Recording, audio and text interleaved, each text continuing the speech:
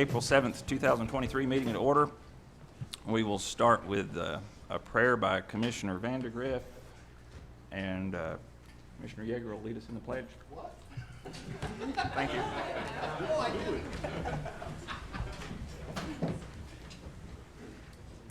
Let us pray. Abba, Father, creator of the universe, the sustainer and the giver of life, we humble ourselves before you, bowing before your throne, reciting the words, "Against you, only you, have I sinned and done what is evil in your sight." We call out asking you for your forgiveness, that you would pour out your grace and your mercy on us, as we are all sinners. We thank you, Lord, for giving us the free gift of salvation. We acknowledge, Lord, that our actions and our public righteousness will never be enough to pay our sin debt. And we thank you for the perfect Lamb, Jesus, that shed his blood to cover our sins, that were nailed with him to the cross. Lord, we please ask you to be with Commissioners McCamey and Val. We pray that you would place your healing hand upon them. Lord, I also want to thank you for placing your hand of protection over my son Friday night during the horrible accident, and I thank you that he did not sustain any more serious injuries. Be with us now, Lord, as we conduct business tonight, that we will do and say everything according to your perfect will. In the name of my Redeemer, Jesus Christ. Amen. Amen. Salute the pledge. I pledge allegiance to the flag of the United States of America and to the republic for which it stands, one nation, under God, indivisible, with liberty and justice for all. Next, we'll have appearance of citizens. If anyone would like to speak on any item that's not on the agenda, you can come up now and just give us your name and address, and you'll have 3 minutes. Any item not on the agenda? Mr. Chairman, Yes. clarification, I thought we had merged the two at last commission meeting, where it's, this is the appearance of citizens on or Oh, for any item? for any item. Did we do that? I guess we I thought did. commission did. Oh, okay. Yes. Nope, we did. So if you would like to speak on any item, on or off the agenda, yeah, come up and give us your name and address, and 3 minutes.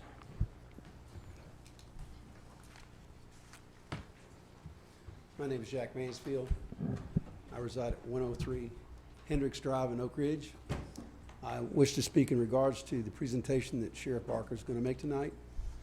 I would like to emphasize that Sheriff Barker is a fine sheriff, but he did an investigation concerning books at the library, 2 that are at the library. There are many more that were not discussed, but he came to a conclusion in an investigation as the sheriff of the department, and came to the conclusion that the 2 books that he read were not illegal according to state law.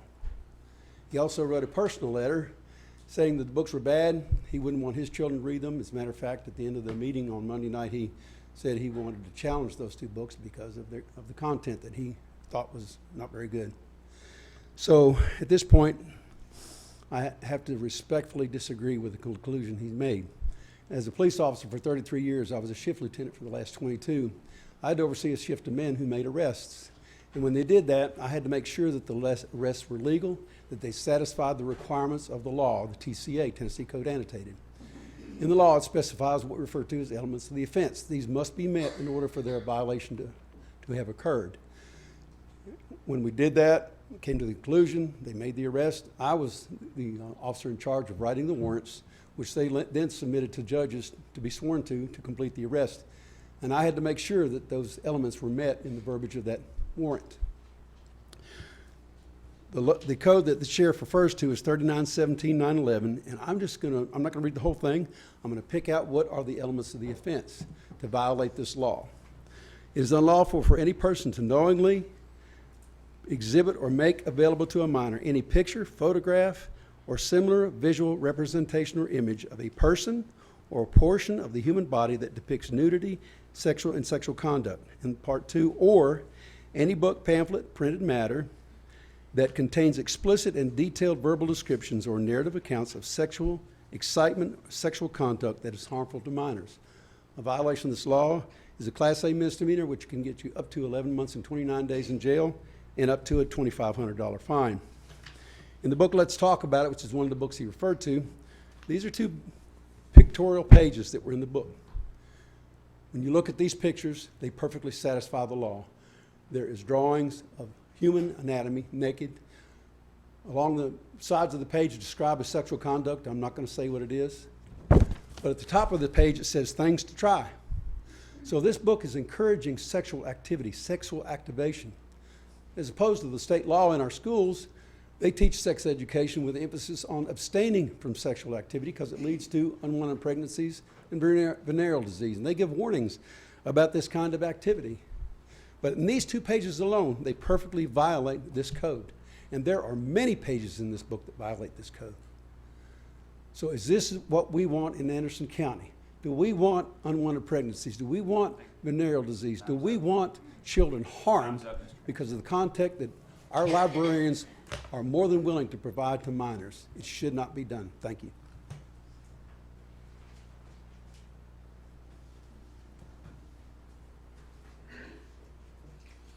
Good evening, Mr. Commissioners, Madam Commissioners. My name's Tommy Mariner. I'm a resident of 11 Hawthorne Place in Norris, Tennessee. I'm a retired Navy pilot, retired school teacher in this county. I'm on the library board.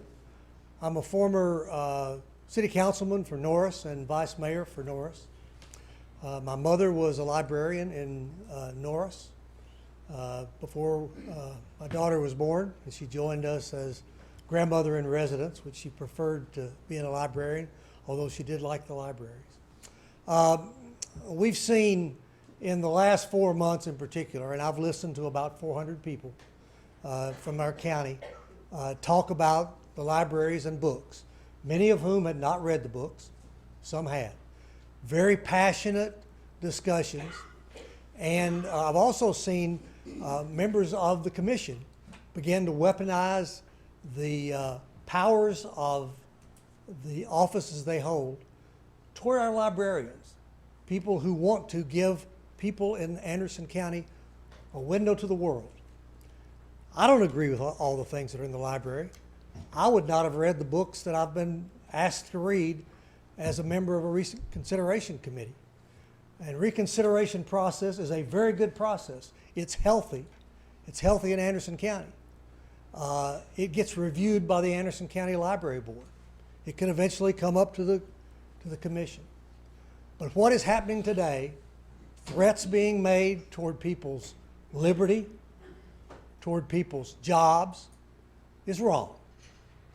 We saw in 1958 how simmering hatreds within the community blew up the high school across the street. People had stood up for the young black children who were there. Members of the football team, city council, had stood beside them at their lockers so they didn't get picked on. But some hatred grew within the community, and that was the result. This is not something that might just happen here. This is something that has happened here. So I would really encourage you as commissioners to do your jobs, work with people, listen to your constituents, but listen to all your constituents.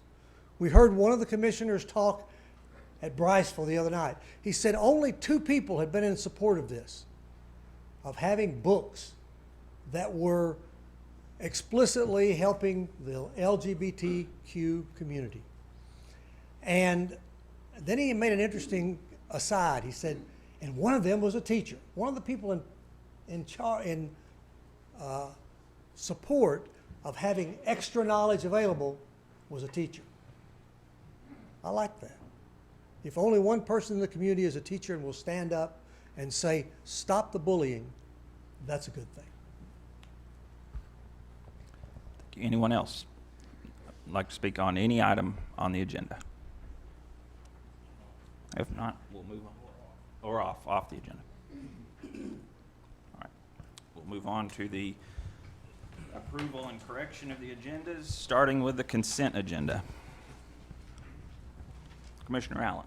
Yes, I would like to move the Honorary National Library Week up to the regular agenda, maybe under 4A. Okay. That's Any- all I have. Any other? Yeah, I have one. Commissioner Yeager. I'd like to add, since the mayor doesn't have anything, I'll add one to hers. It's a Anderson County EBP contract for the detention facility programming. Contract under the mayor's report. Yes. Any other additions or corrections? Chairman, I got a question. Commissioner Foster. Commissioner Allen asked that to be moved under 4A, but wouldn't that be moved under new business if we pulled something off that's a resolution, or 4A is just consent agenda, regular agenda? I'm not sure that's our actual right place. Well, we don't have our parliamentarian. What would you suggest? This is, it would have to be either 5 or below. We're just in approval mode right now. 5, okay. So maybe, do we want to just put it under new business then? Sure. So we can get through let the department heads go on home? Okay. Put the resolution under new business. Okay, that's fine with me. Is that okay? Yes, sir. All right. Any other changes? Commissioner Wendell. Thank you, Mr. Chairman. I'd like to move the Anderson County Fire Commission minutes from the consent agenda to the regular agenda under item 10, committee boards and reports, and mark it as item 2. Item 2, Fire Commission discussion. Okay. And is your motion, did you have a motion to approve that as corrected? Yes, please. Okay. Got a motion to approve the consent agenda as corrected, seconded by Commissioner Mays. Any other discussion? Let's go to the board and vote.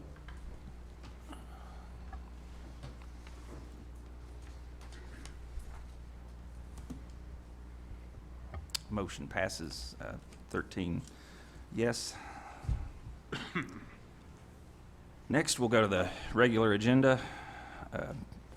Any corrections or additions on the regular agenda? Motion to approve. Yes, sir. Commissioner Wendell, Thank you, seconded Mr. by Commissioner Foster. Any discussion? Let's go to the board and vote.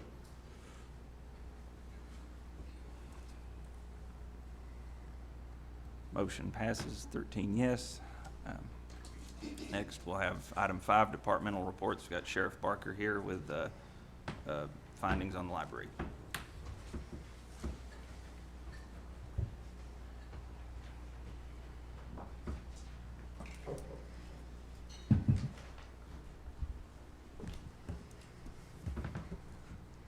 So we were requested in writing by some folks to take a look at a series of books, but what we ended up with, we had 2 that we knew we had in our libraries. One was called Genderqueer, and the other one is Let's Talk About It. So what the allegation was is that it violated the Tennessee obscenity laws. So I took it upon myself to read those over the weekend, a couple days after receiving the complaint. And what it boiled down to is this. We have to, when we look at these Tennessee obscenity laws, we have to take a look and apply our latest, the latest information, guidance from the Supreme Court that we get, and this is called the Miller test, okay? The Miller test is a 3-prong attack or 3-prong approach, and all 3 elements have to be in place for it to be considered obscenity. It's about applying community standards, and you have to look at the work as a whole. So Jack and I disagree on the outcome, but I will shorten it up and let you know. Of course, most of you have read my email and my report and the letter I sent, but it doesn't violate the law because it doesn't complete all all three components. Now, what this hinges upon, in my opinion, is the portion where it says it has no serious literary, scientific, or political value or artistic value. Okay, now I can tell you this, and speaking specifically of let's talk about it. There are example after example, as Jack said, that I find completely inappropriate for minor children.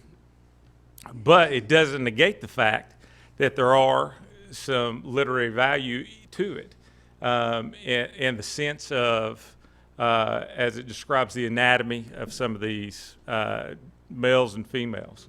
But it also, by the same token, gives some incredibly poor advice, such as how to send selfies of the variety nature to other people, and how to protect your identity.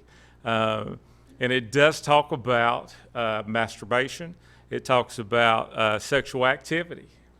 And even though I disagree with the vast majority of the content, it still doesn't take away the fact that it has some sort of significance for literary or scientific value.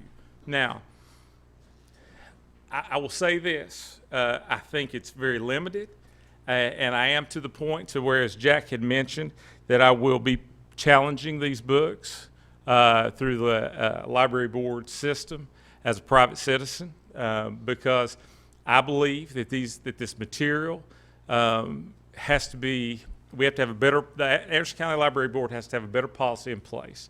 Now, what that is, I don't know, but the current system that they have, I think it has to be changed, because we run into a situation where they're just too easily acceptable. And my concern is that some kids may not be equipped or have the support system at home to interpret this material that they're reading, because it is graphic in some senses, and it also talks about some other things that honestly I'm just not comfortable saying on TV. I would suggest that if you have a lot of questions, please come talk to me privately, or I suggest you read the book. It's a quick read because there's as many pictures as there are words.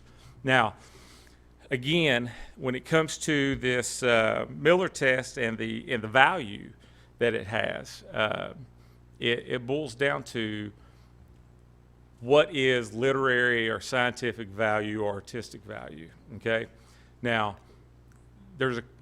what it has to be is basically, it has to fall into what I guess you would call a carnality type magazine. For example, as we remember back before the internet, Playboy. The old joke was, I have it for the articles, right? Well, you had various people throughout our country. Jimmy Carter's the one I first remember as a kid, talking about the value of the articles. But then you turn around, you have another magazine, such as Hustler, no literary value. It is literally about the carnality of the content. These books don't meet that. They just simply do not meet that. And I'm convinced of that. I think what the library board has to do, what we have to do as a community, is decide what it is we want to, what our community standards are. Now, we have a diverse community, and we have to make sure that that we're in step as close as possible. My suggestion to the library board, which I said, is we need to revisit their policy on these restricted, or maybe restrict these type items. If a parent so chooses to let their kid read this for whatever reason, that's that parent's choice. It's not mine. But I do think we have a duty to protect kids, our children, from stumbling upon this as much as possible. Now, a lot of people will tell me that we can find that on the internet, which is true. As a matter of fact, shocking to me was the Tennessee Reads program, which is oversaw by Trey Hargett, our Secretary of State. Both these books are available online. And so that tells me that in and of itself, that these books are distributed throughout the country and in our own state, which is Republican heavy, conservative heavy. And the state of Tennessee, our Republican governor, and we have, 27 Republicans in the Senate, as opposed to 6 Democrats. They have it available on their website. So that tells me that somebody somewhere had to see some sort of artistic, scientific, or literary value in these books, or it wouldn't be on the state website. And so that's where I'm at with that. And if anybody would like to ask me any questions, I'll be more than happy to take them now. But as far as I'm concerned with my investigation, it's unfortunate that Jack and I'm sure others are in disagreement with me or even disappointed to an extent. But again, I've read the books, I've applied the Miller test to it, and again, it hinges upon the carnality of it all, for lack of a better term, and that's really where it's at. Any questions? Commissioner for me? Mays. Thank you, Sheriff, for the report. In a situation like this, and this is more just curiosity, when you're doing an investigative report like this, who are the defendants and who are the victims? Well, in this case, it's unique because this is a social issue that we're trying to tackle. So, for example, with this, the victims would be very general in the sense that it would be the kids of our community. Now, one of the interesting things that came out of the library board meeting was Jay Yeager with the law director's office made a good point after I got done speaking, and I think he brought it up. The term that we keep seeing is minor, right? Because we were addressing it from a standpoint of the library board's policy on under 12 years of age, right? Being allowed in the library on their own.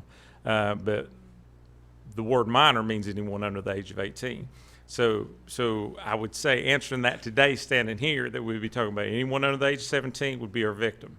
But no one specific, just as a group. And as far as who would be the perpetrator or the suspect in a crime such as this, unfortunately, it would be Anderson County government, in my opinion. Because let's say it did meet the obscenity law. My question would be, who do we arrest? Do we arrest the chairman of the library board? Do we arrest the librarian that happens to be on duty the day we show up? Does it happen to be Anderson County government? Would it be Mayor Frank? I mean, who is it? Would it be these 16 people that represent the community here? So it's very unclear as to who. There's no specific. It's very different in the sense that, generally speaking, you have, Joe Jones is your victim, and John Jones is your suspect. We don't have that here. And just follow up really quick. You mentioned the Reads program under the secretary? Are you aware? Has anybody filed anything? I don't know who they're governing. I mean, would it be TBI or THP? Has anything been looked at there? And has anything been looked at any other local libraries, such as, the city of Oak Ridge has their own library system? So I can't speak to the state, and I don't know who the governing authority would be. I would imagine Trey Hargett's office is the governing authority. But now, from a criminal standpoint, I would imagine the TBI that would be their case. But again, that's their investigative wing for the state. Here locally, speaking for the Anderson County library system, no one has challenged these books through the means that they have in place. But I will be doing that this week, filing my paperwork. I did speak to some folks. These books are also in the Oak Ridge Library, and they did file a complaint on not one of these two books, but another one. And they expressed to me that they did not move forward with filing on any other books because of the process and the manner in which they were treated during that process with Oak Ridge Library.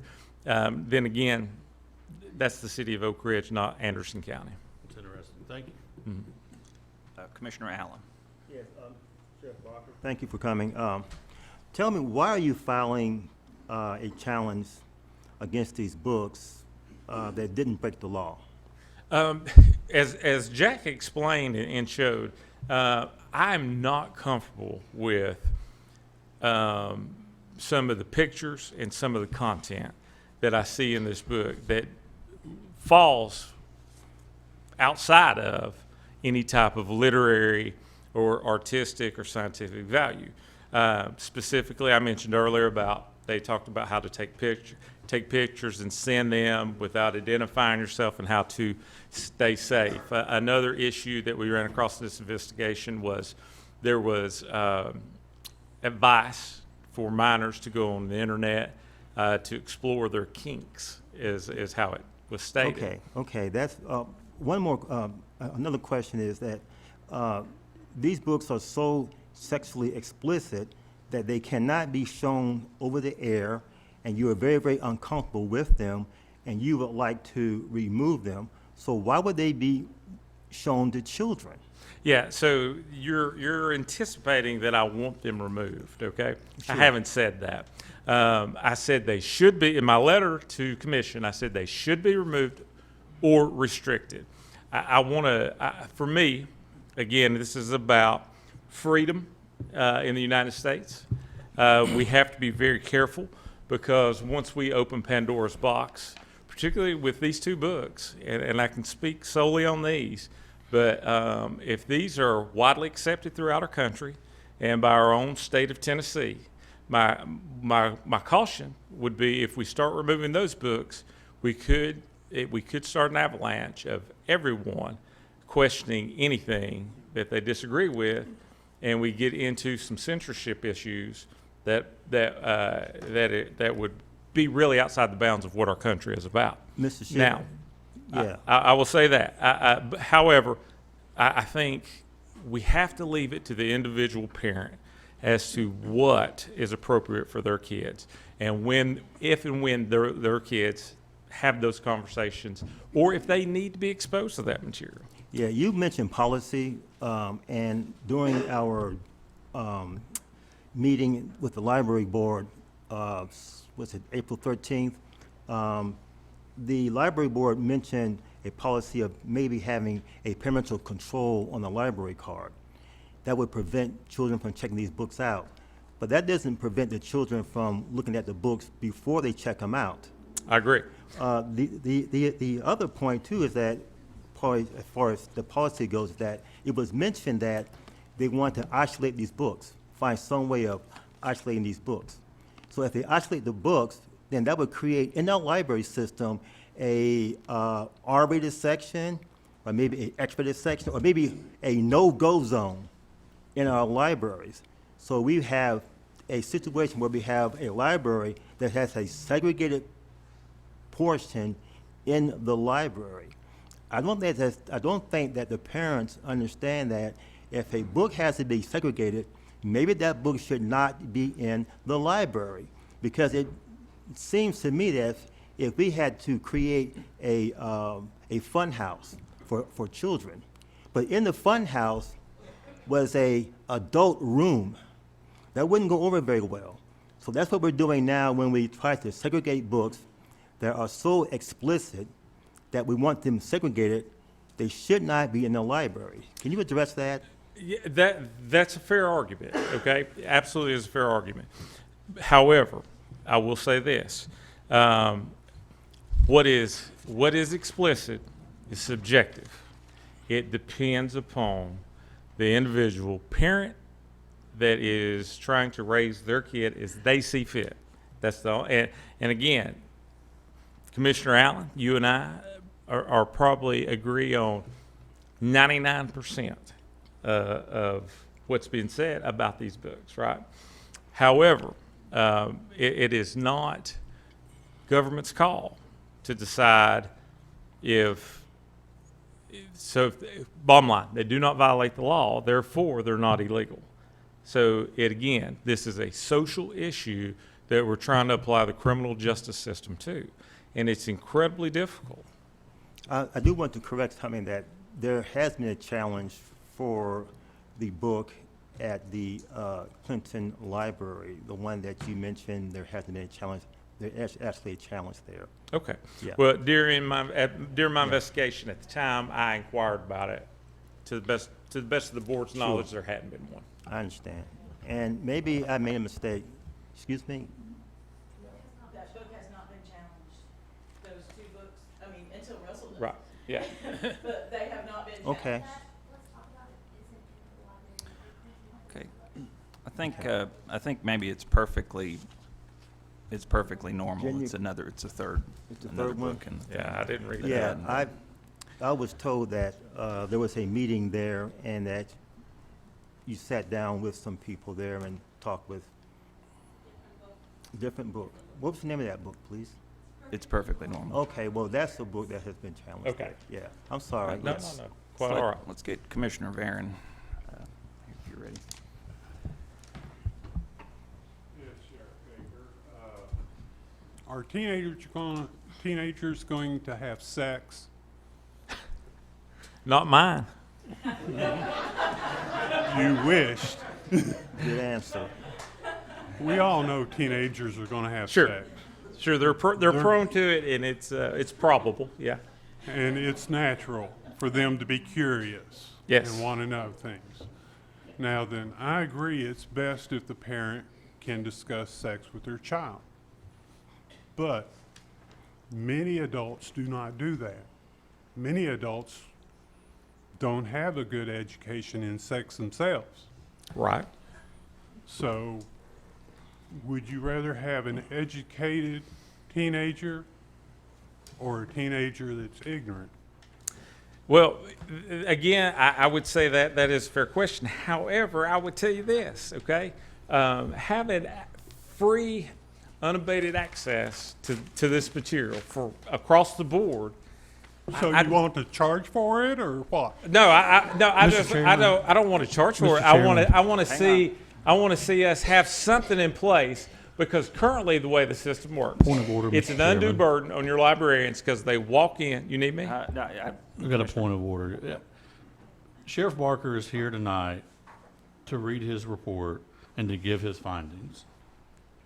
I think any question outside of the scope of that is A, inappropriate, and B, a waste of time. So I would just ask that we stay to the topic. Sheriff Barker is not here as a family psychologist. Sheriff Barker is not here to give his, political thesis. He is here to talk about his report and his findings, and any other questions, I think, that do not warrant that should be. Yeah, that's a good point. strict. Kind of keep the questions to specifically the investigation, and then he's going to do the process on his own to challenge Yes. the book. So come to the library board meetings for that, I think, to discuss whether the book should be there. But thank you. Commissioner Smaltridge. Yeah, I wanted to, I appreciate the mayor report. I think dealing with a really difficult subject. I appreciate the fact that he contrasted the legal issues with maybe his personal opinion, but I appreciate he did a very good job, Mayor. I also want to commend our librarians for being very open to working with parents in any way that they could. I attended the meeting in Bryceville. I heard the librarians say, they would be able to restrict the books based on what the parents desired through their catalog, through their system. I think that they're doing their best and probably taking a lot of abuse for it. But anyway, I just wanted to make that point. Okay. Any other questions for the sheriff? Commissioner Palmer. Thank you, Mr. Chairman. I just wanted to say thank you for doing this. I was one of the ones that requested the investigation, and it was kind of insinuated tonight that it was weaponized or a form of bullying, and I assure you that was not the case. These books were brought to County Commission, and we had an obligation to act. I felt like that they may and teeter on the law, and so I just wanted to give explanation for that and just kind of take, I guess, taken aback by some of the criticism. But thank you very much for doing this, for the investigation, and I appreciate your remarks. Well, I'll tell you, you're quite welcome. However, I think it was, I think it was warranted. It was literally that close in my eyes. When you read just the books without knowing about the Miller test, and listen, I would have bet money in the beginning when I first read those books. I thought, yeah, these are going to violate the obscenity laws. However, when you read the Miller test, and again, my fancy word, carnality, right? That's what it all hinges upon, and so the argument can be made for tons of things. The best example that I could think of, standing here at the podium, which I wish I'd come up with something better, was Playboy and Hustler, but that's really the difference. I mean. And one more thing, this is an aside. I just wanted to say a big thank you to the Sheriff's Department and to Sergeant Aker, Officer Jake Stone, and Director Greg McBroom.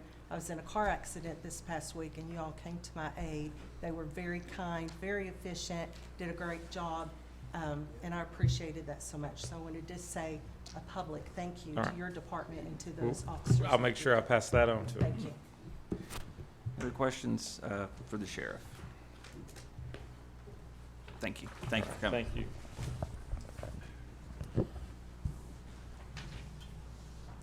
Okay, next, I've got committee reports, purchasing report, Robbie Holbrook, Finance Director.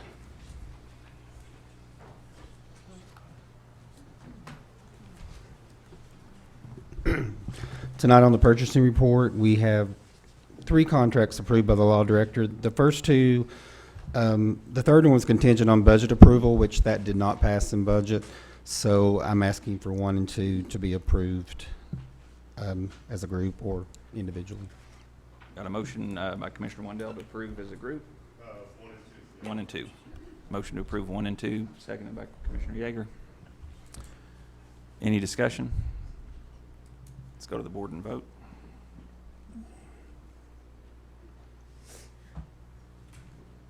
Motion passes. Thank you. Now, on number 3, the TDOT from the Office of Mayor contract, we can approve that contingent on budget committee, or we can just defer it to a later date if that's up to commission. Motion to defer by Commissioner Yeager, seconded by Commissioner Foster. Any discussion? Let's go to the board and vote. Motion passes. Okay.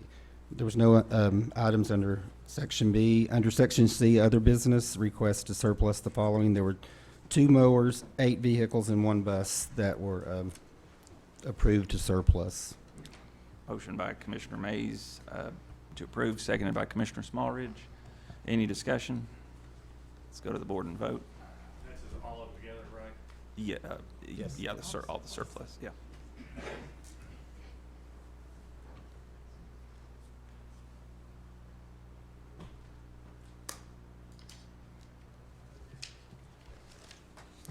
Is yours frozen up? I hit it. Is it gone? Motion passes. Yeah, okay. All right, thank you. About that.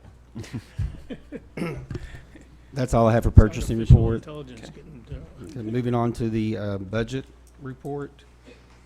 Under Group 2 appropriations from the school, there was one, number 14, for $300,000. Motion by Commissioner Foster, seconded by Commissioner Allen. Any discussion? Let's go to the board and vote.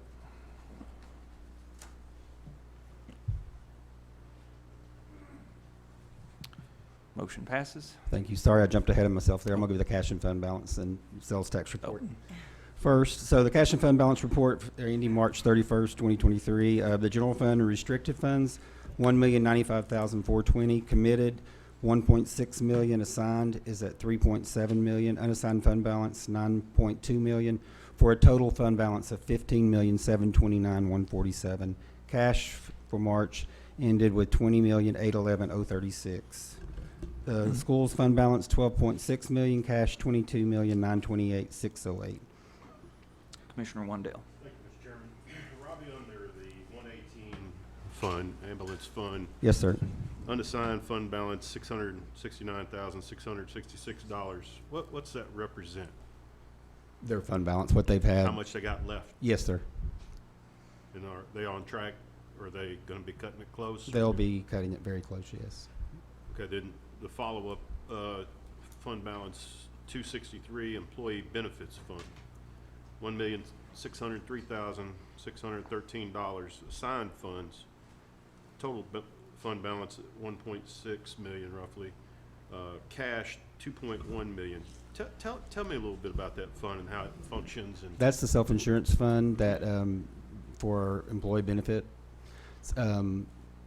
Employees contribute as well as the county matching funds for the fund, and we pay, that helps pay for the clinic, or Blue Cross Blue Shield insurance, and those kind of things. So I noticed somewhere in the budget package or finance, I thought I saw some payments. Seemed like it was 25,000, 15,000, 10,000. Blue Cross, the things you just mentioned. Yes, sir. Does those funds come out of that fund? Yes, I they assume? do. Any insurance payment comes out of this fund. And when those payments were made, is it a regularly scheduled bill we receive, or is that prior to renewing the new contract? I'm just trying to get an understanding. Normally, the bill changes monthly, depending on our claims, how the insurance for the month, including the clinic. We get billed for the clinic as well. How many visits we have, a lot can determine the bills for the month. Thank you. And then the final thing is, who oversees that fund? The finance department The finance, and the board of trustees. the board of trustees, Yes. and the finance department. Yes, sir. Thank you, Mr. Chairman. Thank you. Any other questions on the cash and fund balance report? Okay, sales tax, really quickly.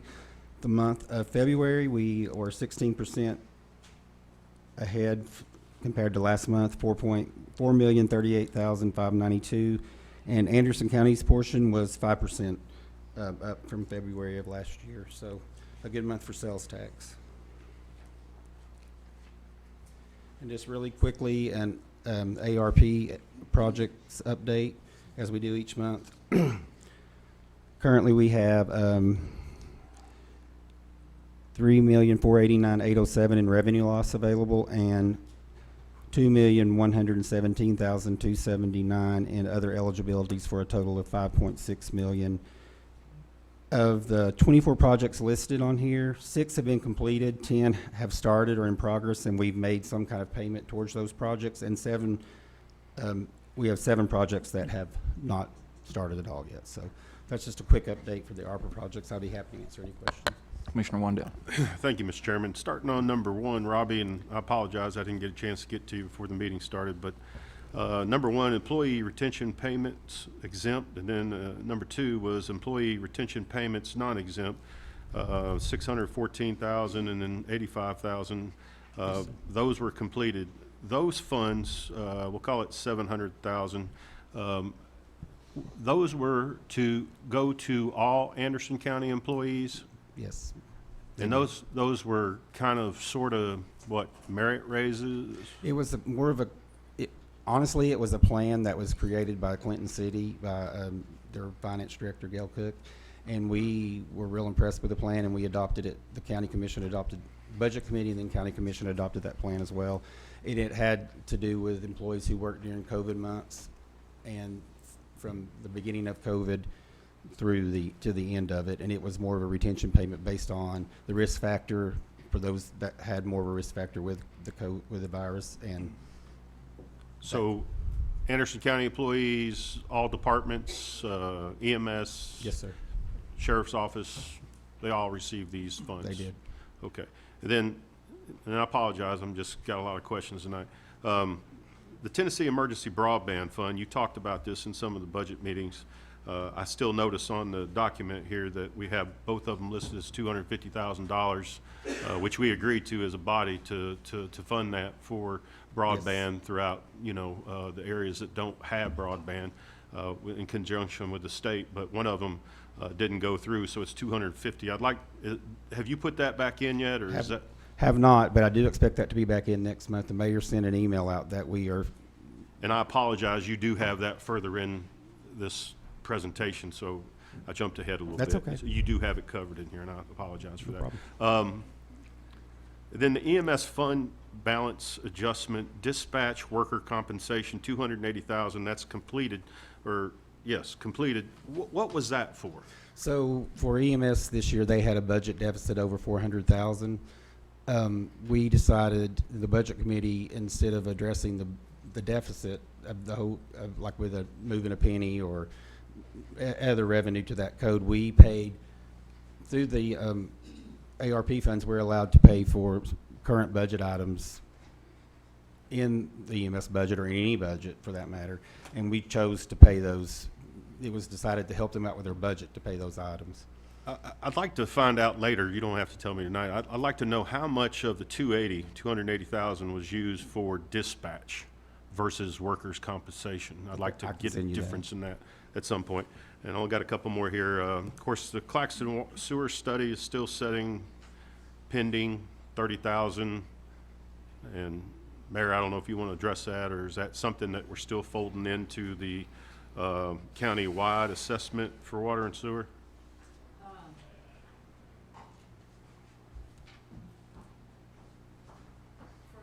Particular one, Randy and Catherine let me know that we would have to go through an RFP process, so we actually have a meeting. I guess it was the source of funds, whereas the countywide assessment was under the revenue loss. This is on non-revenue loss, so we meet Thursday, I believe, was that 2 o'clock? Is Randy in here? Thursday at 2, we have a draft, but we're going to sit down with John Prince and make sure before we hit the publish button. Okay. And then, Mayor, while you're up there, I guess, the senior center kitchen improvements, item number 11, we funded $115,628. $9,500's been expended to date, with $106,000 and some change left over.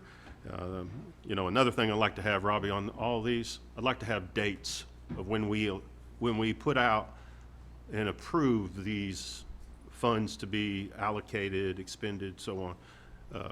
That's been quite a while we did that, and I'm just curious, and I know I assume we're waiting on RFPs, and my phone's acting up, and I don't know who's the person that keeps messing with my phone, but I'll throw it down here so I don't get it done. But I'd like to know more about the kitchen at the senior center. I get calls from time to time, and I feel like we put the funds out there quite a while ago, and I just don't know what's going on with the kitchen. Sure. So we just opened the bids on those, and what we did is, what happened is when we went to go do that with COVID, all the supply chain, the cost of construction, the numbers were through the roof. And so in meeting with Jay and meeting with Catherine, it was determined that the best course of action would be to go back out to bid. So what we did is, while we were going back out to bid, we put the kitchen back out, and then we also did, I can't remember, I think there might be 7 different alternates or 6 different alternates. So we thought we would see, while we had contractors in there, for them to look at other items, such as one of the bathrooms, creating a couple of additional stalls, just some items like that. So I got the scoring back from the architects. We have that on a spreadsheet, and I'm going to be coming back for a discussion at Budget Committee. And the reason we went the alternate route is it gives commission, control over the project. Like, do you just want to stick with the kitchen?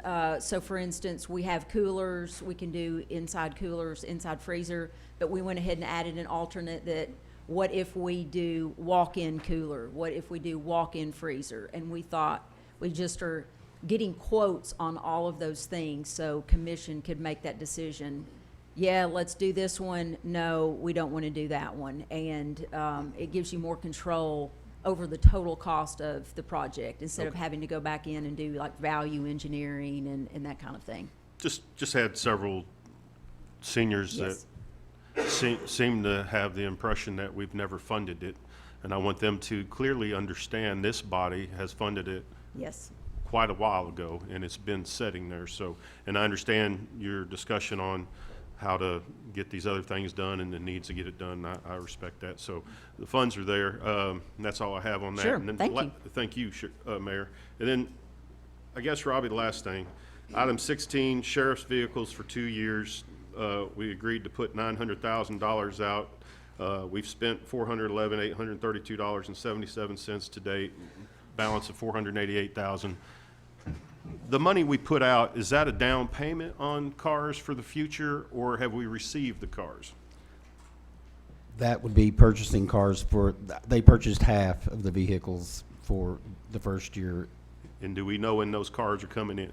I don't think they've come in yet, but I think Chief Galloway can.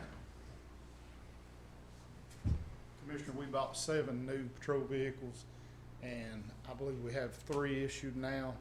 We have 2 more to pick up in Chattanooga and 1 to run down to get the equipment installed. We bought some used vehicles also out of this cycle. We try to keep our vehicles on a where we phase them out at certain mileage. Yes, sir. We were afraid if we spent all the money this year, then we would have in 5 years maybe too many to replace at one time, and that could be burdensome. So we will wait until probably August to order vehicles for next year. Yes, sir. Because normally if we order in August, it's about this time before they're ready. Thank you, Chief. I appreciate the Yes, sir. explanation. That's all I have on that. Thank you for all the answers there, Robbie. I appreciate it. No problem. Commissioner Smallridge. Yeah, Robbie, a general question on the ARP funds. We have a balance right now of about $5.6 million that's not committed. Is that- Yes, sir, that's correct. Remind me, what's our deadline for having to commit those funds or have them expended? I don't know which it is. Well, I think expended is 2026, and maybe the deadline of 20 and 25. Yes, they have to be in a work plan or a program by December of 2024. Do we see any problem in meeting that with these funds? If we're talking about a major project, possibly yes, but budget stuff like we did with the EMS, no. I mean, Yeah, I was just wondering if we need to. and it's possible that we move could ahead use on some of these funds from committing this some. budget season as well, because we're going to have some issues, and I mean, I see some issues coming up in the budget season. So, but I think we've done a really good job of committing funds. I mean, the mayor's seen a report with all the counties. We are pretty far ahead compared to others. Commissioner Allen. Thank you. For my own edification, Robbie, Yes, sir. on the ARP sheet here, I see the project status. Some of these are completed, Yes, sir. but I also see revenue loss there. So what does that mean in a nutshell? Well, with revenue loss, the county, Anderson County had $10 million, which has a lot less restrictions than the other eligibilities. So pretty much we can do about anything with a revenue loss. But other eligibilities is more like water, sewer. It has to affect COVID, I think, possibly. But there's just so many more restrictions on that, so it makes it a lot harder to spend those funds. Got you. Thank you. Mhm. Any other questions for Robbie? Okay. Thank you. Back to the, we already finished Group 2. Group 3 transfers for the school, there are 5 of them, 9, 10, 11, 12, and 13. Seeking approval as a group. I'd be happy to answer any questions or pull any out that you might. Motion to approve as a group. Commissioner Beauchamp, seconded by Commissioner Foster. Any discussion? Let's go to the board and vote. Oh, excuse me, Commissioner Palmer. Wait, okay.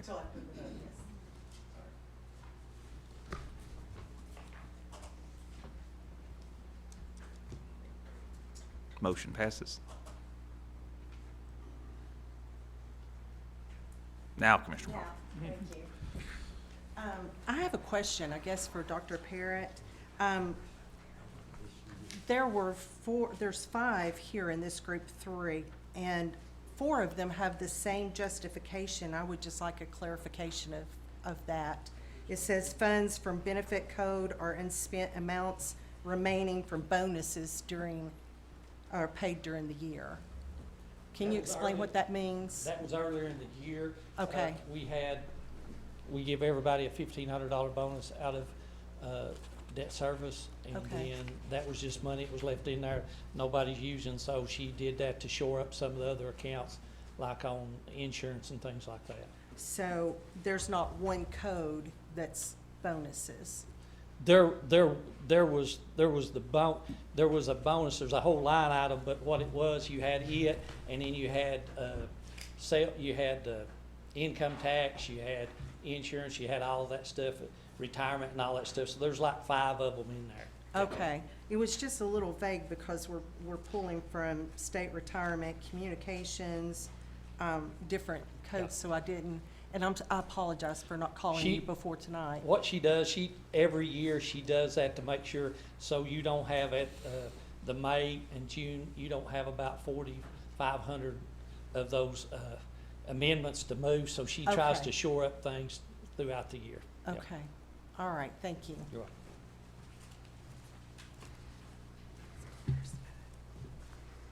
Okay, Group 4 appropriations, non-school. There are 12 of them, 15 through 23, 27, 30, and 31.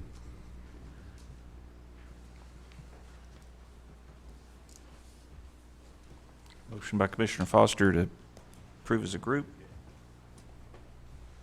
Seconded by Commissioner Smallridge. Commissioner Wandell. Thanks, Mr. Chairman. Robbie, item 30. Yes, sir. I've got to get to it. Give me a second. We're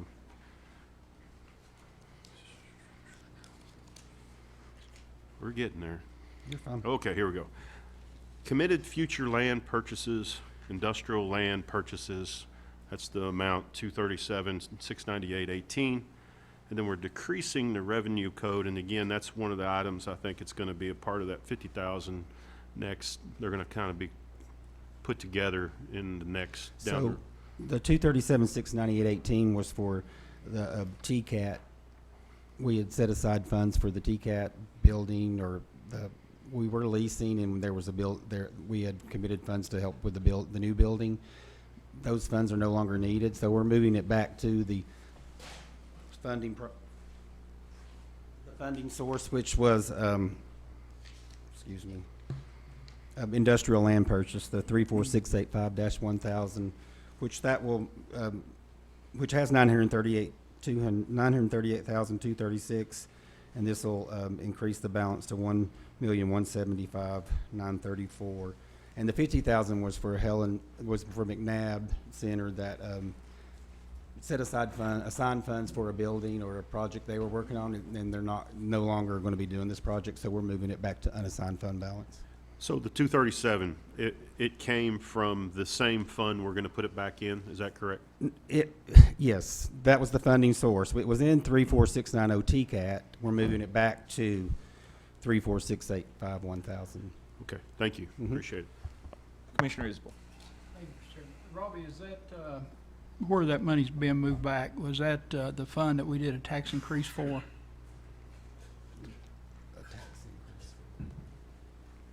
Remember when we did a tax increase to buy industrial development, industrial land, which we haven't done? And I think it was a penny. I think it was 2 pennies. 2 pennies, yeah.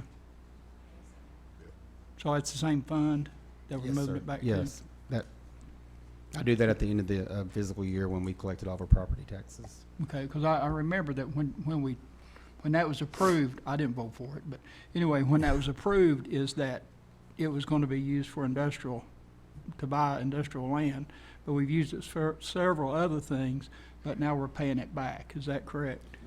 We're paying back some that had been Some. requested, yes. Yeah, okay. Because we've used it for several other things We have used over the it for last few years. Thank you. Any other discussion? Let's go to the board and vote.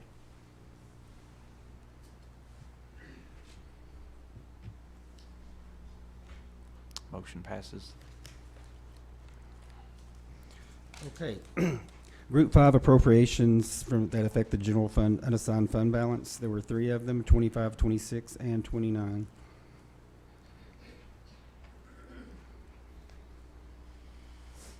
Seeking approval as a group, individually. Answering the Motion by question. Commissioner Wandell to approve as a group, Yes, sir. seconded by Commissioner Allen. Any discussion? Let's go to the board and vote.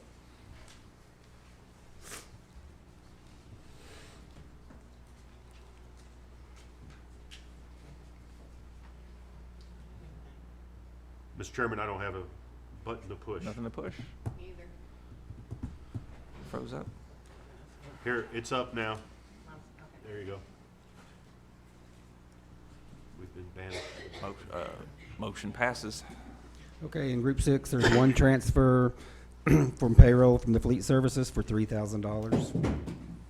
Motion by Commissioner Foster, seconded by Commissioner Isabel. Any discussion? Let's go to the board and vote.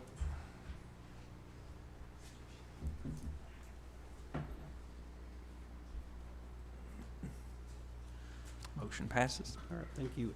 Under the sections, under Group 7 miscellaneous, there were, under Section A, the releasing of the committed funds, which we talked about earlier with Commissioner Wandell's questions. There were 2 of them. They both have been approved now under 30 and 31. Section B, an emergency operations center. Mayor Frank made a presentation and requested a commitment to provide $980,980, 25% in matching funds should the county receive the award for a potential FEMA grant for construction of an emergency operations center. The grant would be $2,942,940. Commissioner Denenberg made the motion, seconded by Commissioner Smallridge to approve. I need a motion on that. Motion by Commissioner Mays, seconded by Commissioner Allen. Commissioner Wandell. Is this the one with Clinton? The fire department, Yeah, yes. Okay, thank you. Any other discussion? Let's go to the board and vote.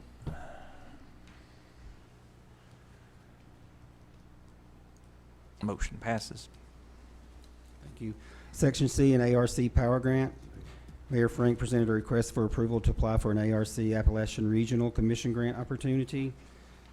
There was a Commissioner Denenberg made a motion and Commissioner Val to approve. That motion was withdrawn and it was referred to the Operations Committee for, to discuss it there. Under Section D, the lighting on State Route 170, Mayor Frank presented a request seeking a recommendation of approval for depositing $239,640 in local government investment pool to be used towards the funding of lighting on State Route 170. Commissioner Wandell made a motion and Commissioner Bochap to approve, but motion was withdrawn. Then Commissioner Wandell made a motion, seconded by Commissioner Beauchamp, for the mayor to draft a letter to the governor, lieutenant governor, or state representatives, Oak Ridge officials, and TDOT respectfully requesting that the state of Tennessee include the full cost of this lighting with the cost of the TDOT State Route 170 road widening project and no additional cost to the county. That motion passed unanimously. Need a motion on that? Yes, sir. Motion by Commissioner Wandell, seconded by Commissioner Isabel. Commissioner Foster. I thought we also added a piece about applying for some grants, or reaching out to DOT about grants as part of that motion. Did we add that to the motion? Like the industrial access grant. So that could be included in the motion for the whole commission. Appreciate it. I'll check it. Thank you. Commissioner Wandell. Mr. Chairman, Commissioner Foster's absolutely correct, and I forgot about that, and I appreciate the reminder. And I'd certainly support any language he would like to add to it that relates to that. I will say too, we had an issue with our recording. We do a tape recording, and it's not, the budget committee meeting's not on Channel 95 yet. We haven't been able to watch it to review some of this stuff, so we will try to find that out. Any other discussion? Let's go to the board and vote.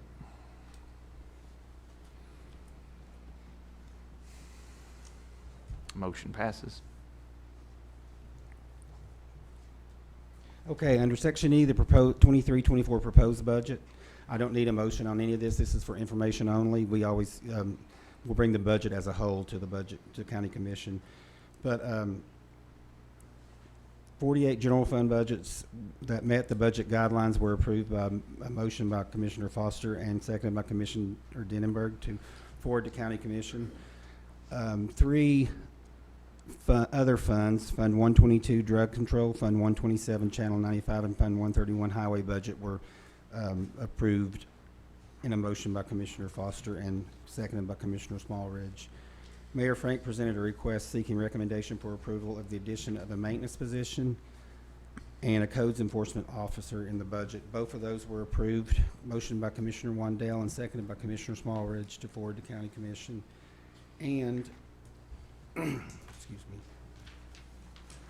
Law Director Jay Yeager presented a request seeking recommendation for approval to increase the beginning salary for a paralegal to $45,000 plus benefits and include it in the budget, and to include the promotion of a current staff member to the position of Assistant County Attorney at a salary of $72,000 plus benefits and include it in the budget.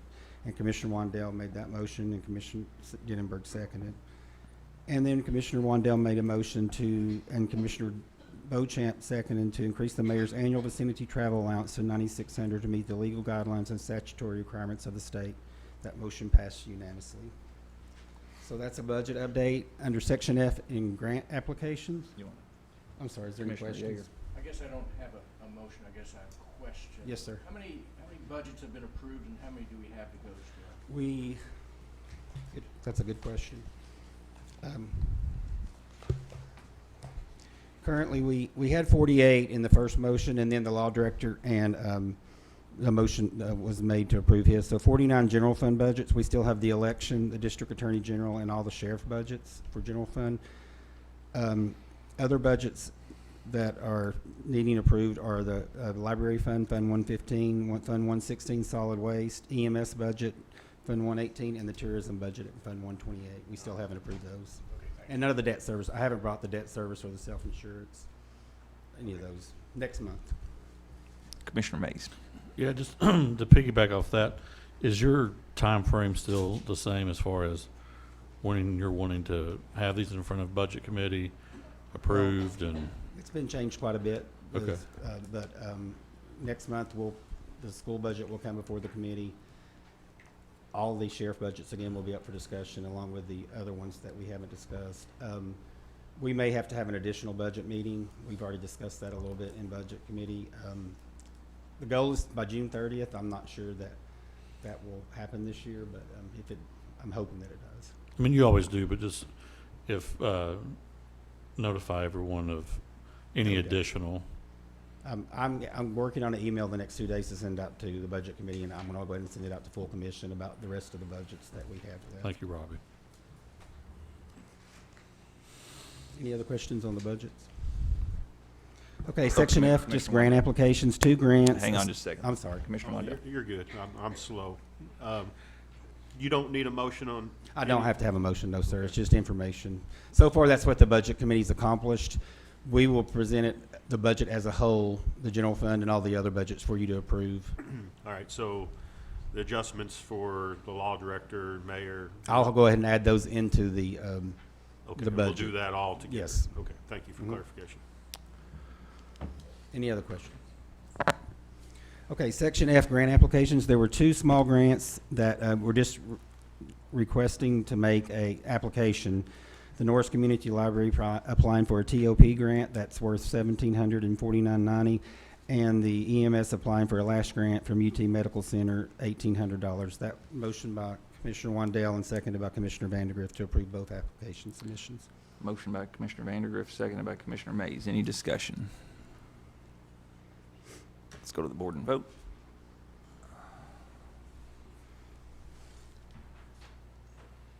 Motion passes. Okay, thank you. And under new business, there were 3 budget amendments. Number 28 was already approved in the transfers when it was approved in Budget Committee, and a county commission for increasing travel and staff development reflected in 29, which has already been approved as well. And that's all I have in the Budget Committee report, unless you have any questions for me. Thank you. That was a lot to get through. Thank you. Okay, next we've got the operations report. Chairman Isabel. Thank you, Mr. Chairman. First, we have the Coalition Against Human Trafficking, which is now Resolution 23-04-1089 that the law director handed out earlier. In the context of that was Commissioner Mays made a motion to send a full commission to create a task force committee from the government perspective locally to work on this issue, include the mayor, sheriff, law director, district attorney general, second by Commissioner Allen. Motion passed unanimously. And like I said, you have resolution number 23-04-1089 that I would suppose that you would want to approve. Motion by Commissioner Yeager, seconded by Commissioner Smallridge. Any discussion? Let's go to the board and vote.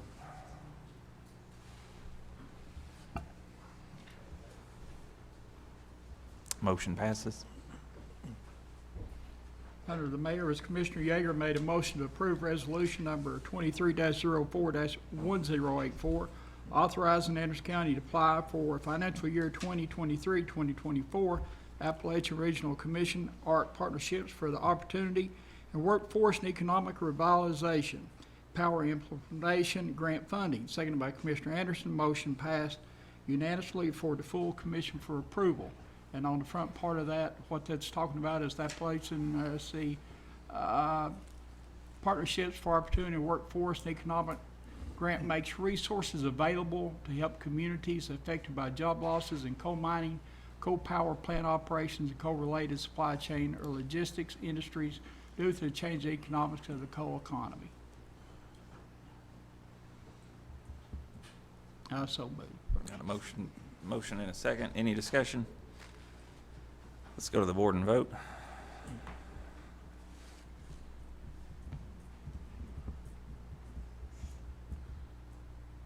10 yes, 3 no. Mr. Chairman, I would respectfully ask the mayor to reach out to the mayor of the city of Rocky Top. Of course, I know it could be inside the city or outside the city. It's going to be in that general area, to reach out to them and that city council and try to, get them up to date with what this is about and going forward, and maybe do a return on investment or something with them. Thank you. Commissioner Anderson made a motion for the mayor to work with law director and proceed with work on the length of service award program, seconded by Commissioner Yeager. Motion passed unanimously to forward the full commission for approval. Motion by Commissioner Mays, seconded by Commissioner Allen. Any discussion? Let's go to the board and vote.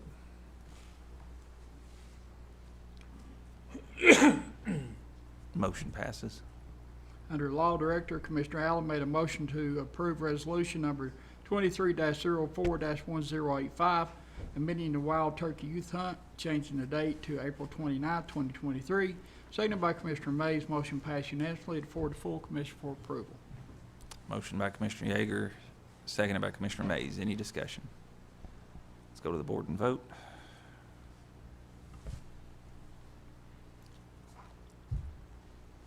Yes, 1 no. Motion passes. Commissioner Mays made a motion to approve the MOU to provide dispatch service to Rocky Top Police and Fire Department. Seconded by Commissioner Allen. Motion passed unanimously to forward the full commission for approval. Motion by Commissioner Mays, seconded by Commissioner Varon. Commissioner Foster. And I don't know if this is just my name's still listed there, no longer city manager. I didn't know if that needed to be corrected with the MOU before we approve it with the new city manager. I don't know if that was discussed in operations or if that's. I'll be glad to correct that, sir. Okay. You'll pass it contingent upon that change. Yep. That okay with the motion? Second. Any other discussion? All right, let's go to the board and vote.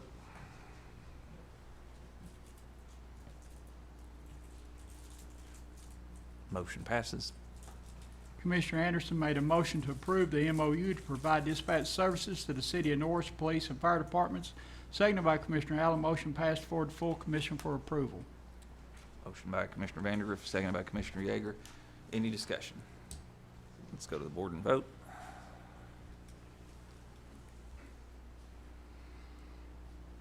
Motion passes.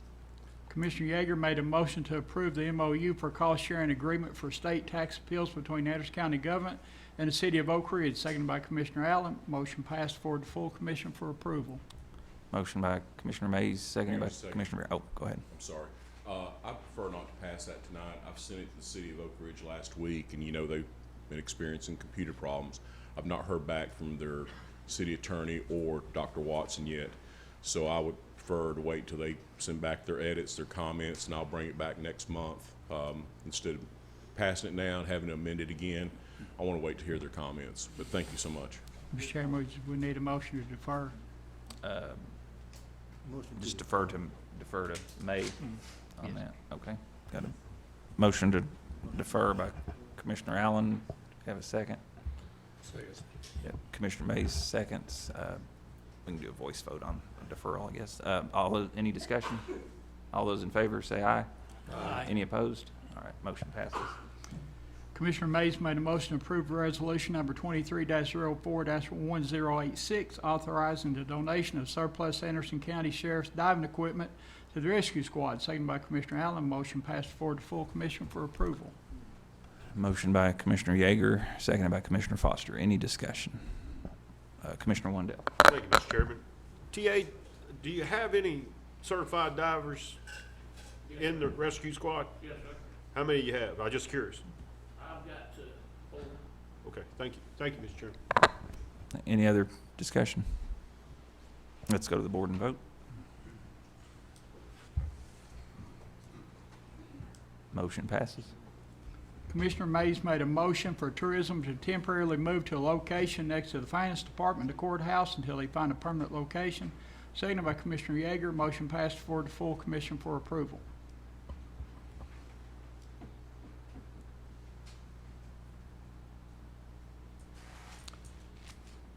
Motion to approve by Commissioner Mays, seconded by Commissioner Allen. Commissioner Mays. Parliamentary inquiry, Mr. Chairman. Would it be appropriate to amend the motion? For me to amend the motion that was approved? Would that? Yeah, it's your motion. Do you just want to just state your motion? No, I would just like to add the possibility of the DRC building as an option. So the motion would be to either to relocate the Tourism Council either to the courthouse or the DARC. Yes. That'd be your motion. Are you okay with that for the second? I withdraw that second. You'll withdraw the second? Okay. Do we have a second for Commissioner May's motion? I'll second that, and I'd like to amend it also. I think we need a time frame here, Yes. not just an open-ended.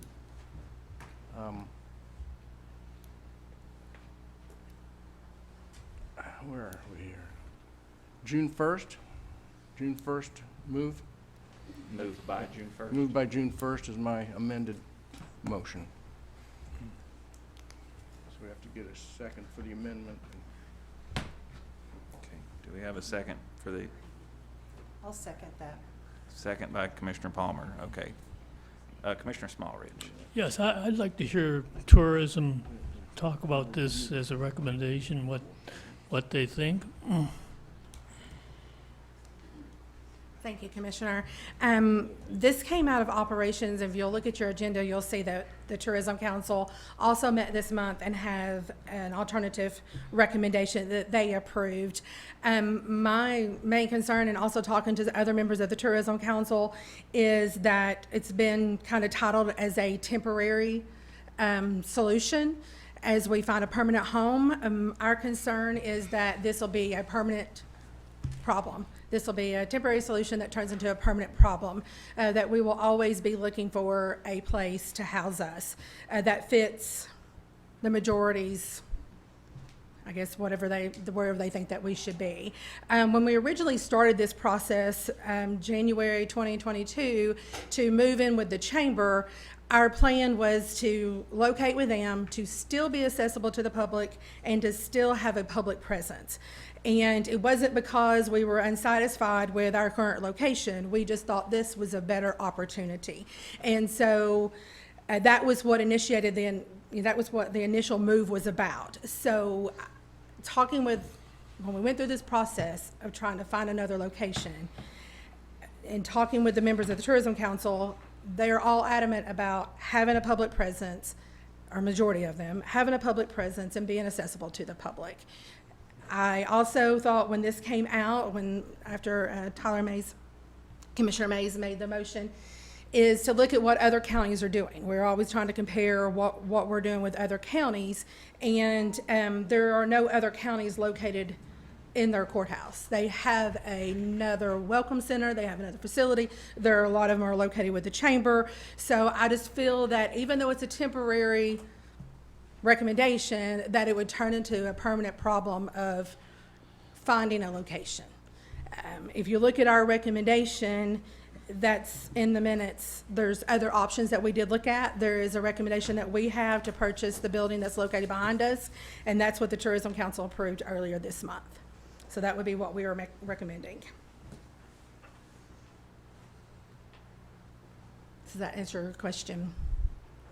So your preferred solution is to have a more public location? Yes, our preferred solution would be to purchase the Barna home, as it's been called. It's located at, I believe the address is 2215 North Charles G. Severs Boulevard. That would give us the additional space that we were looking for. It would also still provide a public presence and be visible to the public and to the visitor, and give us that additional space that we're looking for, and it would be a permanent solution.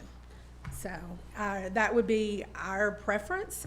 But again, if we stay where we are, that's also preferable, the current location. Because like I said, we've never been displeased with that location. We just saw other opportunities.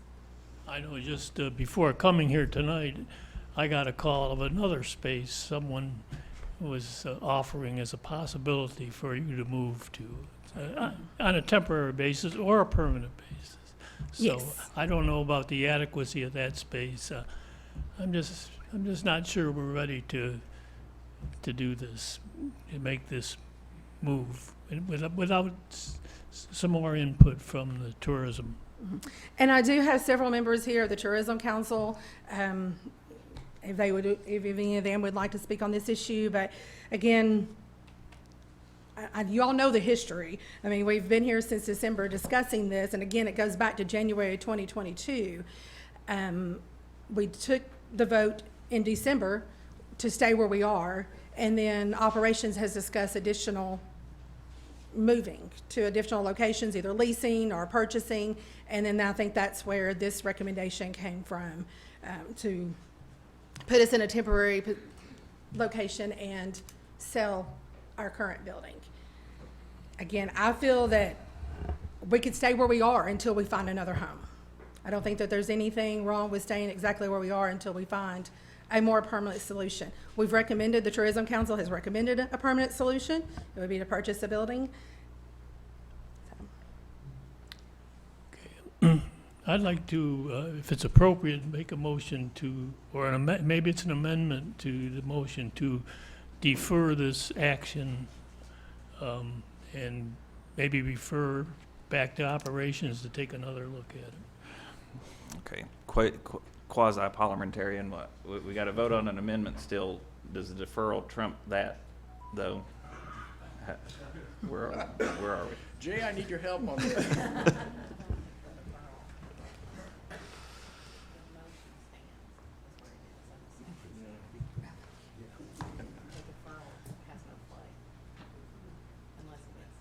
Yes, sir, thank you.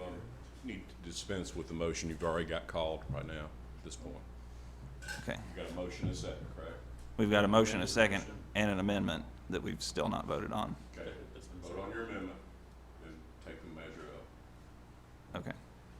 Okay, so right now we're going to vote, well, let me get Commissioner Isbell, let me get caught up on comments, and then we'll vote. Okay. Well, what I was going to say is what the task was at the Operations Committee was they asked for approval to buy the Barna log home. That didn't meet approval. However, out of that conversation or that meeting, Commissioner Mays made the motion which passed was to move into the courthouse on a temporary basis until something could be worked out. Okay. a more permanent home. I'm sorry, Chairman Aronson, I don't think that the Barna facility was not discussed at the operations. Yeah, we talked about it. We talked about it, but there was never what the recommendation was, or there was never a vote We taken. didn't ask to vote on that it, that but was, you, yeah. it was clear that Tourism Council recommended it. Yes, yes. And Yes, so But there we wasn't a acted on that. vote. I just Yeah, wanted to yeah, clarify, it there was not a mentioned vote Tourism taken Council on that, had- Yeah, approved that. Commissioner Yeager. Thank you. As we found out, it's easier to sell an empty building than an occupied building. That way we can't, the changing of our mind has a little different aspect to it, so I prefer the building being empty and putting it back up to bid. The last winning bid was over 600,000, and I'm still waiting to get official, and I think I have it, but I'm not going to say I do. The county would get it for a $600,000 sale, would get $400,000. It wouldn't all go to tourism, and I think the county should have the opportunity to recoup their money. And if the tourism department is in a temporary location, it behooves us to move along quicker than if you stay where you are. Commissioner Mays. Yeah, I think the intent of moving quicker was, funds were approved for mold remediation, and Stephanie and I had a really long talk on Tuesday about it. I think it was Tuesday. Yes. Those have not been done yet, because I think she forecasted this. So for me, that's something that is an issue that requires action, is remediating mold. Now, I know that one provider said it would not cause any health issues. However, we've seen countless court cases across the country that have different opinions. I'm not an attorney and don't want to be one, but that gives me reason for concern. And two, staying in there longer, the amount of needs that facility has, I just don't want to be throwing money into a building if it is our intent to sell. And as far as public access goes, I know there's concerns about being behind the secure perimeter. I totally get that. Especially in your line of work, I do. I would say, you would be badged in just like anybody else would be. And two, when we looked at moving, the possibility of moving to the chamber, it was widely talked about working from home. Well, that is the smallest amount of public facing you can get, is being in your pajamas and, watching Netflix and updating Google. Not to sound coy or disrespectful, but that is not public facing. So purchasing was truly a temporary location for me. I could only ask that you trust that that's my, that was my intent. Again, I'm open to DRC because you're not behind security, because Commissioner Allen had made really good points in operation. But to satisfy the public access, I was in favor of working from home, but then rethought it, and but that's where I stand. And again, to Dr. Smallridge's or Commissioner Smallridge's point, I think that this commission, as Stephanie said, has been talking about this since January of 22. Us new folks have talked about it since December. I'm not sure I'm not sure how much more we can or need to talk about it, to be honest with you. So why I made the motions, why I'll support it tonight. And again, just want to, it sounds crazy, I'm sure, from the tourism side, but I do want to reach a point of finality on this. Commissioner Palmer. He pretty much summed up all of the points I had. I am concerned about the mold. That is something that we need to take very seriously. We, don't need to face some sort of lawsuit or health hazard. Also, we've exhaustively talked about this. We formed a subcommittee, and that was the entire operations committee, and we had three meetings for that subcommittee and talked about it, of course. So I know we've talked about it at least the last 4, maybe 5 meetings. So I feel like that, and those are recorded, so we can go back and look at those. Commissioner Foster. Yeah, I know we talked about finality and kind of the process, but, I think we also took a vote a few months ago that we weren't going to sell the building when we decided not to go with the chamber. So I felt like maybe that put the issue to rest then. Obviously, operations sees it differently, but I know tourism had asked for it to come off surplus, and I know they deferred that till June. Well, that's correct. So I'm against selling the building without a permanent location for them to move into it. Okay, Commissioner Wandell. Thank you, Mr. Chairman. There has been a lot of work done by the operations, and I appreciate all the work that's been done and a lot of moving parts. I wasn't a big fan of tourism when I first got on commission either. I'm not saying no one else is. They're just trying to manage the funds, and that's a good thing. I guess where I'm at is I'd like to see us consider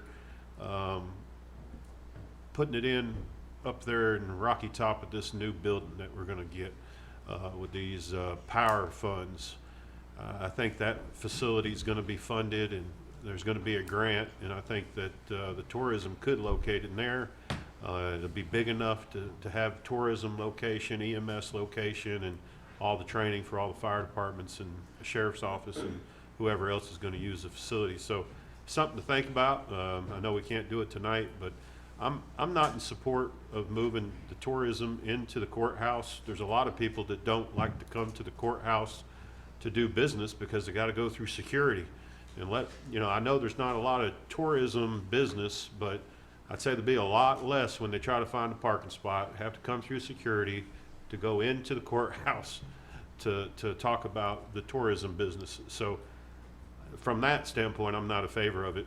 I would say stay in the facility you're in until we find a location. My hope is the mayor will consider putting you into this EMS building up in Rocky Top, which I think anyone around this table would say one of the main areas that needs some development is Rocky Top. So having you in Rocky Top, your objective would be to grow and prosper that area. That's where I'd be with it. So on the motion at hand, I'll not support it. Thank you. Any other discussion? So right now, we need to vote on Commissioner Smalley. Am I allowed to speak again? Sure. Yeah, the concern I'm hearing from tourism is that this move is going to turn into a permanent move. And I disagree with that very strongly. I wonder, is there any, if the main motion passes, is there any assurance that we can give to tourism that this is not going to be, that would be binding, or maybe at least? Could I expand on that just a little bit? One of my concerns is kind of back to what Commissioner Yeager said, is that $400,000, if we do sell it for that price, could go back to the county. And I think his words were the county could recoup their funds. One issue that I personally have with that is tourism funds have been used on this property solely. There have never been county general funds used. And I know we all say it's all county funds, I understand that, but they are separated. School department funds, drug fund, tourism funds. So tourism funds were used to purchase the property and to build the building, and they have been used to maintain the building. Some of the staff from the courthouse has worked at the Tourism Council building in the past, but all of the funding has come from Tourism Council. So my concern is if we reallocate those funds, when it comes time to look for a permanent home, there will not be any funds available for tourism to use, to purchase, or to even lease a permanent home. That would be my concern. And I understand Commissioner Mays' intent to find a temporary home, but you're looking at You may not always be sitting in these seats. There may be someone else sitting in these seats. Just like we had the situation in June, tourism passed to sell the building. In December, the seats changed and they voted not to. So I know that your intent, and I appreciate that. And I do appreciate y'all working with the Tourism Council. But I feel like the Tourism Council needs to secure a permanent home, either where we currently are or purchase another property, but secure a permanent home, rather than being in limbo till who knows when. Commissioner Isbell. Thank you for letting me speak for a second time, Mr. Chairman. Stephanie, what's the cost to remediate the mold issue? It was $8,000. Okay. All right, and then the other issues such as the handrail and this other stuff, you know, when we The first handrail talked has about been shored up. The only other cost right now at this point that would need to be done in the next 5 years is restaining the building. Okay. And that's, I mean, we've done that before. And the That's roof just was general actually maintenance. found to be in good shape. Yes, the and roof not is in need good to be shape. replaced, because that's some of the things we took up before, is that the building was in such bad shape, and it's just not as bad as it was. But I do understand, I think, Barry Stevens called me, and he probably called some other commissioners today and talked about that his building's gonna be coming available as well. And probably one of the best things that I like about is being able to move the electronic sign to somewhere that more people can see it, and we can use it for things like rezoning properties that's going up for rezoning and some other type of issues that people are always saying that we can't get the word out enough. But whatever happens, I'd like to see that sign somewhere that we can use it. And then that's what Commissioner May's, you know, initial thing was about, was if we're going to sell the building, why do we need to spend? And that's always been a concern of mine, is about the mold issue. Thank you. Commissioner Barron. Yeah, this new building for Rocky Top that they're talking about for EMS training, I think, is a location where it would be easy access to the interstate and things like that. I haven't seen an exact address for it. We have about 3 potential locations. So for the grant application, we just need to put in Rocky Top. And I'm absolutely happy to look at something like that. Well, I was we just thinking that if yeah, we we put would a love to tourism share sign on the space. interstate as Yeah. they're coming south, I mean, it'd be a great place for people just to pop off, check with tourism, maybe stop for a bite to eat and go their way, you know, that sort of thing. And of course, they refer Sure. tourism all over Anderson County. I'm all about, so one of the other projects here tonight was about sharing efficiencies with the city of Clinton in a way to the proverbial, you know, kill 2 birds with 1 stone. So I'm all about exploring that and doing what we can do. As I shared with Operations Committee, Commissioner Isabel can testify, I've been probably advocating for tourism to locate at the Coal Miners Museum for about 6 years. And I mentioned that to Stephanie several times, but I'm absolutely happy to look at that. I think Operations has been doing a great job at looking at all these issues, so I'm happy to be boots on the ground. I have one commissioner who's asked me to look at getting some lease information on one facility. I'm happy to go to work however you all want me to go to work on this. Thank you. Okay, we got the motion to amend by Commissioner Yeager, to amend and add the date, and that was seconded by Commissioner Mays. Is that right? Can Okay. you repeat that, please? We're voting on the amendment to the motion right now to add a June 1st deadline to the original motion. So this is just the motion to amend. So let's go to the board and vote. Wes, explain that. I thought we had a motion to defer. Well, we talked to Jay, we've got to, he wanted us to clear this vote out first, and then we can defer, right? Is that what you're saying? Commissioner Vandergrift. Can I ask another question? So I thought there was 2 amendments. I thought there was one to add DRC and then also one to Add the date. a date. Well, Commissioner Mays made the motion and the amendment, so I didn't know if are we just interpreting that as the one motion, or is What that? I was interpreting as one motion. but Right. Whatever is, He was amending the motion from operations in the motion. and then that's the making amendment now. would be what Commissioner Yeager added. So the motion to add the deadline, the move deadline. So let's go to the board and vote on, But the deadline would, excuse me, but the deadline would, we would still be making the move to the courthouse? well, is we should, this motion- once we pass this, he's just adding the June 1st deadline to Commissioner Mays' motion. If it passes, then pass or fail, we still have to vote on Commissioner Mays' motion. Okay. So we'll come back to Commissioner Mays' motion to move. So let's go to the board and vote on the amendment to add the date.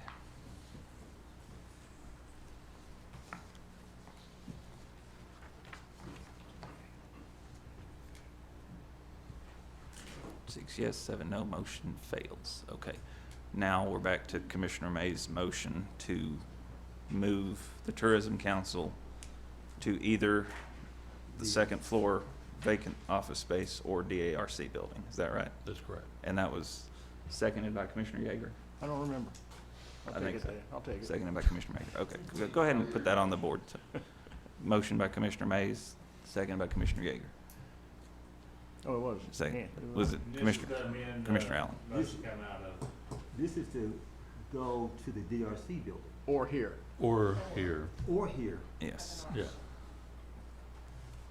or here. Oh, that's right. You withdrew your second, and I took your place. You want I Right. can withdraw the second. You wanna withdraw the second? Sure. that's Okay. fine. Then I'll put it back. We're backing up. Okay. There we are. This is to add the DRC as the. This is, yeah, well, this is the vote. I mean, this is to either, to move it. It's her option, Yeah. Right, but it's an amendment of the motion that came out of out of operations. operation. So this is an amendment to add that to the motion that came out of operations, correct? No, this is just his motion Included that. included that, yeah. So it's, yes is to have tourism either move to DARC or the second floor of the courthouse. No is tourism stays for the time being where they're located. Commissioner Smallridge. So, okay, my motion to defer, this would be, I wouldn't even have a motion, would I? Yeah, If this- you- If this passes? You can, If Here's it- I would Make think a a motion motion to to defer, defer would correct? be appropriate now. That's what I thought. It would be now, after that vote. After the amendment vote, so So I think now would be an appropriate time, if you wanted to defer, make a motion to defer. Jay, okay, You could. yeah, you can make, Do you have a date to defer? No. Or I'll make it a 1 month to next commission meeting. Are you deferring to Operations Committee again or back to full commission? I'm sorry, that's right, I had that in the, okay, let's go back to operations. so you got a, Refer back to Or refer? I'll second. got a motion to refer back to operations May meeting, seconded by Commissioner Foster. Any discussion? Okay, let's go.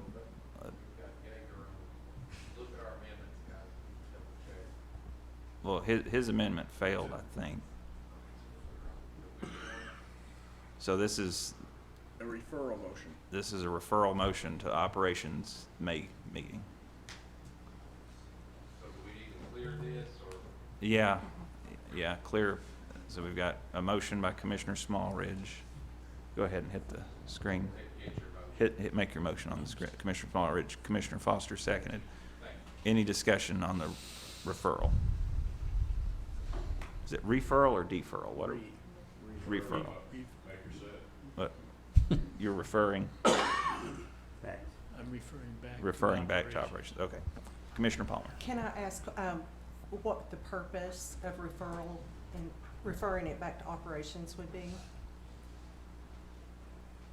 Right. Oh, go ahead. I think just time to relook at it and look at other alternatives, involve the commission or tourism a little more than we have. Okay, thank you. All right. Any other discussion? Commissioner Mays.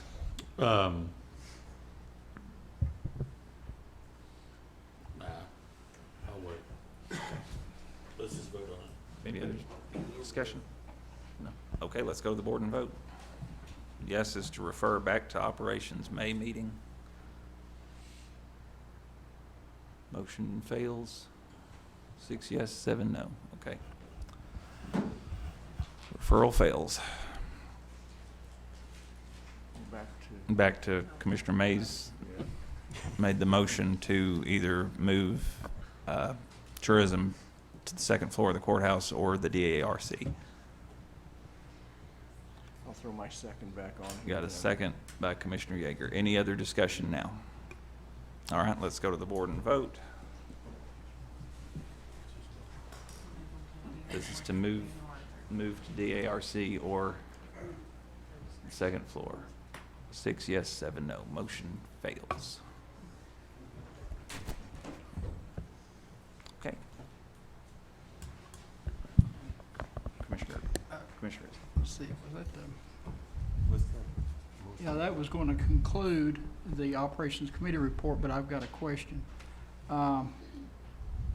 Because the original thing when they came was talking about buying the barn a home. When will that come back up? Well, they've got after the operations report, the tourism report, I'm guessing, is going to be presented by Stephanie. Okay. Yeah. All right. That concludes the Operations Committee report, Okay. Mr. Chairman. Thank you, Chairman Isbell. Next, we've got tourism report, Stephanie Wells, Tourism Director. Oh, I'm sorry, Tyler. If this is out of order, that's fine, but I would like to make a motion that we authorize the purchasing department to work with JD or whoever our county auctioneer is to place a property back up for auction for a minimum of $600,000. Got a motion, got a second by Commissioner Beauchamp. Discussion. Does Commissioner Varon? Are we actually gonna commit to it? I mean, you know, if they sell it, I mean, we didn't the last time, you know. I mean, should we know what we're gonna do before we? I think that's a question to me. Commissioner Mays. Mr. Chairman, I mean, this commission acts on their motions and how they conduct the business. I can't control what we'll do. I think that majority of the folks who voted against the chamber only voted because of the move with the chamber, not necessarily the sale of the building, hence why it's still stuck in surplus. So my intent, and I think the intent of many people in operations, and maybe on the other side, a budget would be to continue to sell this building. And again, she can't, if this body wants the Jim Barner log home, she can't get the Jim Barner log home if she don't sell the property. So let's sell the thing. Commissioner Isbell. Yes, I didn't bring it with me, but I've got several of the tax appraisals and things for what the neighboring lots and property sold for across the street, up where the Waffle House is located. It's considerably a lot more. And even if you do the square footage or the property itself, these other properties sold for considerably more, and that's with the property assessor. So I'll bring that to the next meeting. Okay. Any other discussion? And I just have a quick question for clarification. Right now, the log cabin, the tourism building is in surplus. Is that right? Yes, it Until is. June. Right. So this motion wouldn't really, the motion to sell doesn't really change the status of it. It's already surplus. The motion to defer it to June did not say we were gonna take it out of surplus, so. Okay, so it's. I don't think that's a It factor. it's not a factor, okay. Just clarifying that. Mayor Frank. Just to, I cannot remember, I'm sorry, it's been a long night. Which commissioner asked about the minimum, the 600,000 issue? You could, what you could do in your motion is just say it's absolute auction if it meets the minimum, and then if it if it got less than 600,000, then certainly it could come back to this body and you could entertain a lower amount, which that would give your auctioneer the authority to hold it open, although I would assume you would vote no for something lower. But that way you're not in that particular position again. And we have done that before on prior auctions. So for instance, I think Tuppertown was, as long as we met the minimum. So that is something that you could do. So the motion. Just clarify. Was that your motion was to set the minimum bid at 600,000 in absolute? Yes, If it goes through purchasing? And this may be my ignorance, but I didn't think of any other way to do it Okay. than that. Okay. Is that? Just, I think everybody knows what that does. On an absolute, it's not coming back here again. That tells everybody 601 takes it. Everybody understand that? This is the last, if it goes out at an absolute for 600,000, this is the last chance to vote on it. It won't get confirmed or something is what. Right, that's correct. Commissioner is. It'll be another step the county commission to take. I think that was part of the motion that came out of the Tourism Bureau, as well, is that it would sell and it would be a definite sale. Is that not correct? If it reached a minimum bid, yes. There's more to that request. Okay. It is that we take the proceeds from the sale and purchase the Barna home, the Barna building behind us. Okay, but it would be a definite Yes. sale, that it Yes. wouldn't be coming back to county commission. So we're gonna be voting on the same thing twice. I believe if we vote on it now, and then we vote on the Tourism Bureau's request. Okay. Chairman. Commissioner Foster. I'd like to amend the motion to include that piece. If we're gonna do an absolute, then I would include buying the Barnum building as part of the motion. Putting an offer in on the Barna building. As part of the motion. So that's an amendment then. That's, okay, got an amendment. Do we have a second to the amendment? Motion fails for lack of, or motion to amend fails for lack of a second. Okay, any other discussion? All right, let's go to the board and vote. Yes is to auction the building with a auction at absolute with a $600,000 minimum bid.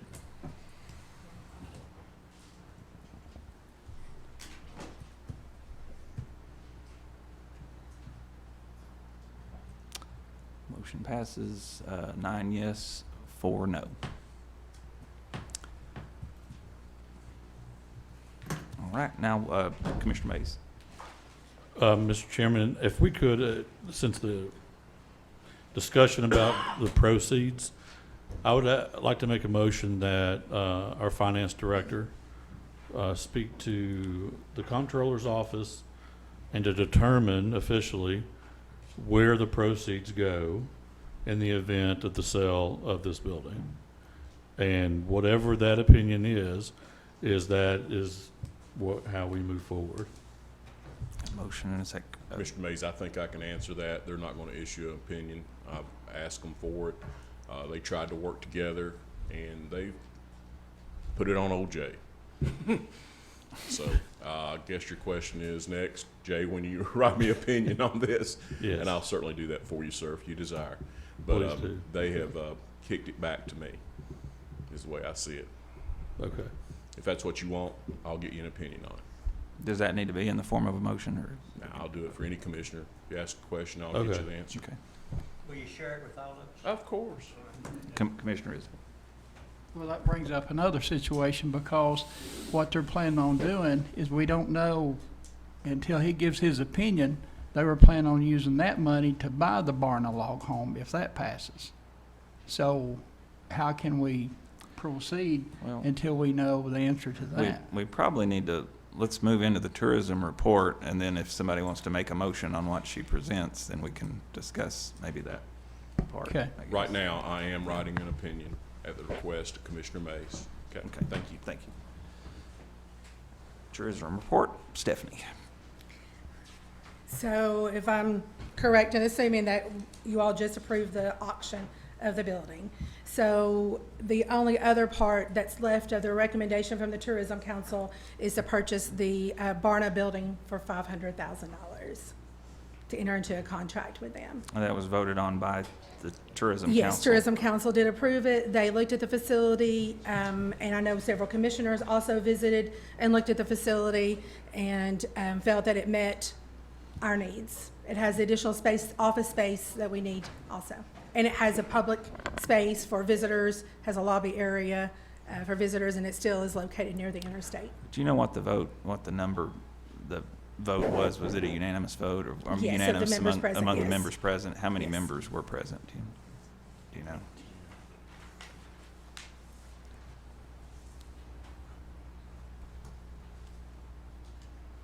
$11.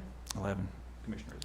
Mr. Chairman, I was present by a phone conversation, and I voted no, but it don't count because we can't use that. Oh, okay. Do we have a motion? Commissioner Foster. Motion to buy the building with proceeds. I'll add proceeds from the auction if the legal opinion. The minimum bid is met. And legal opinion So- says, but yeah, proceeds to pay for the $500,000. Got a motion by Commissioner Foster. Do we have a second? Motion and a second. Any discussion? Commissioner Isbell. Yes, Mr. Chairman, as the conversation and discussion that we had on operations about why we really went away from the Barna home is because of all the issues we have presently with the log building that we have. And although they've done the updates, we're going to have the same thing in 15 years. We talked about how inefficient that, a log home was and all that. And plus, it's not right on that highway like it was before. It's back to the back. And I think it's got a right of way, but it's still yet, it's to the back.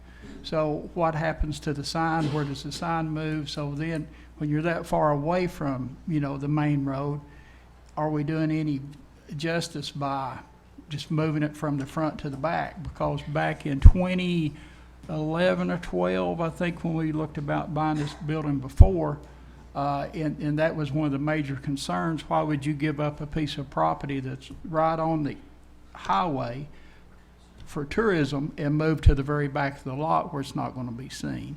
So that was, some of the discussion. Commissioner Palmer. Thank you, Mr. Chairman. Of course, we can't predict what a developer will do, but the lot that the tourism building is sitting on now is 0.49 acres. And it has been discussed that we would love to see a nice restaurant on that end of town. And that would greatly benefit the district that I represent, District 2, and also District 3, I believe. And so there was talk about that property behind the Barna home is for sale as well, and that's an additional, brings it up, I think, to about 2 acres, maybe 2.5 acres. And to have any sort of a restaurant like an Aubrey's or, nice restaurant like that, a builder needs 2 to 2.5 acres to build something like that. So just something to keep in mind. I know that we don't know what a developer's going to do with that, but I would think that if someone was thinking about putting something in on that area, they would need both of those properties. Just something to think about. Commissioner Barron. Yeah, looking at the home back up there behind the building, what I didn't like the most about it was that the way how it's built. You've got a very steep stairwell going between floors. It does have handicap accessibility on the top and in the bottom, but no way to get from the top to the bottom, if you're handicapped, that sort of thing. And other than that, it didn't just suit me as a professional atmosphere, but that's just my opinion. Any, Commissioner Smallridge. Yeah, I did second the motion, but listening to what Commissioner Isabel and Commissioner Varan have said, I would have some concerns too. I'm not, I did second the motion for discussion. Any other discussion? Let's go to the board and vote. Yes is to buy, approval to buy the Jim Barna home for $500,000 pending the sale and the availability of the funds from the current location. Is that right?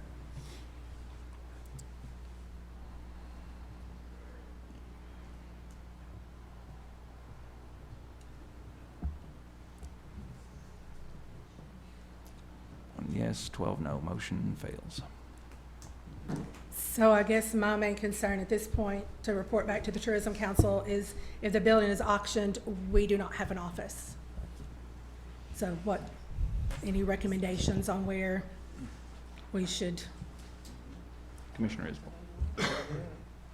Well, there was a couple of suggestions. One was the Yeager building. And as of today, that when Bear Stevens called and said that his property would be available at the first of the month, I think he talked to you as well. And he even talked about moving the sign there and then having a meeting room downstairs. And I don't know if he talked to you, but the rent or the lease was $1,300 a month. Yes, we have talked. $1,300 a month, and the only cost would be for the electricity. Everything else will be covered. Is this Bear's building? Yes. Okay, I didn't know. Where it's where the interstate, or the insurance building, where Rex and Farah has got their insurance building, I think, or office they're going to move out, which is the top floor. But I think he talked to you specifically. Yes, about all he and that. I have talked. Yes. Yeah. Commissioner Mays. Yes, Stephanie, has the Tourism Council talked about leasing? I know you're passionate about buying, and we've talked about that, but has the council as a whole talked about the pros and cons of each? Yes, if you look at the report that we presented, we looked at 4 different properties. 2 of them was lease, 1 was lease or own, and the other was own. So we have looked at that. The Tourism Council was also adamant about not leasing, felt that it was more advantageous to purchase because you are investing in an asset instead of investing in someone else's asset. And there's no end to a lease unless you purchase. And there's no, I know that it's in the lease that the property will be maintained, but there are a lot of variables in that situation. So yes, we have looked at leasing as an option. I mean, that's obviously preferable to being, lack of a better word, homeless. So I feel vulnerable, as we were said earlier, that we would just, I mean, honestly, I'm at a loss totally because unless you all direct us that we can lease, that we can spend those funds, then we do not have an office at this point. Commissioner Yeager. Thank you. Robbie, I'm sorry to call you out here, but what's our longest lease that we have on file that we currently own? I mean, not own, but lease. We've got one on max, I know, 4 years. That's rare for us. It's extremely rare. It's normally going to be volunteer fire department or something like that. It's going to be in existence. Most of our leases are 5 to 10 years. So lease is not necessarily a temporary decision. Well, lease is a temporary decision. You're just Not necessarily. We can keep extended durational period. Right. Yes, sir. Up to the maximum of statute. Okay. But, at some point in the future, you'll have to come back to it. I just don't look at a lease as a temporary solution. You can do long enough leases. I think I would agree with you, provided the durational period. Right. Certainly at least for 1 or 2 years, a couple of years, just kicking it down the road. Certainly. Until you find something else. It may be beneficial to do something like that. But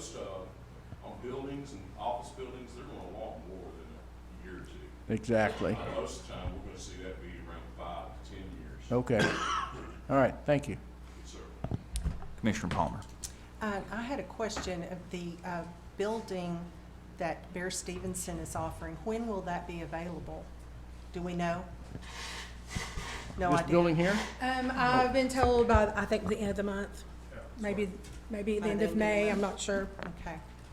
And I'd just like to make the comment that you're not going to be homeless. We've got 2 county facilities that could be a temporary fix until, because there's going to be other things that pop up. This popped up this month. This is what Operations Committee has been dealing with for the last 4 or 5 months.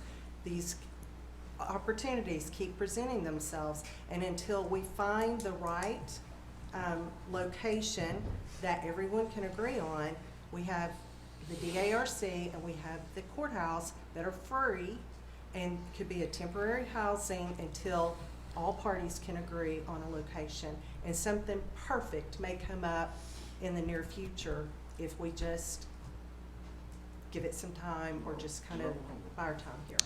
Commissioner Isbell. Hopefully, the perfect condition would be moving to Rocky Top exit. Yeah. But to answer Commissioner Yeager's question, I think it's 13, or is it 1,400 square feet of the Bear Stevens building. He told me today, it's either 13 or 1,400 with the meeting space available downstairs. Yes, because I believe it was $10 a square foot. Yeah. That's right, 1,300 square feet, Well, $10 and- a square foot. And I agree, there's options, but at this point, I'm not authorized, there's not funds in our budget. I mean, there would have to be some action taken by this body to put us into a location. I mean, the courthouse and the DARC motion failed. You made that My motion? motion is for them to enter I know that's gotta come back to commission, but let them find a lease, a building for them to lease, and then, enter that with commission's agreement. You know, I think we have to approve that lease, but let tourism council find them a place to move into, lease, you know. And then obviously continue to look if there's something that came along but it sounds like lease is the direction we're all going, so. And the auction is also contingent on Jay's opinion? Is the auction going to be conducted before Jay's opinion is No. obtained? Okay, so is there a timeline on when the auction is to be conducted? Because I'd appreciate if that could coincide with us finding a lease, that we could find a facility, because if not, then we're gonna have to move it, temporarily and then move it again, so. I think that was that motion was just directing them to start, so that'll probably have to go back to purchasing and through all that in May, I guess, to get for the auction, with JD and everything on it. To I'm get a not little sure. timeline. Mayor.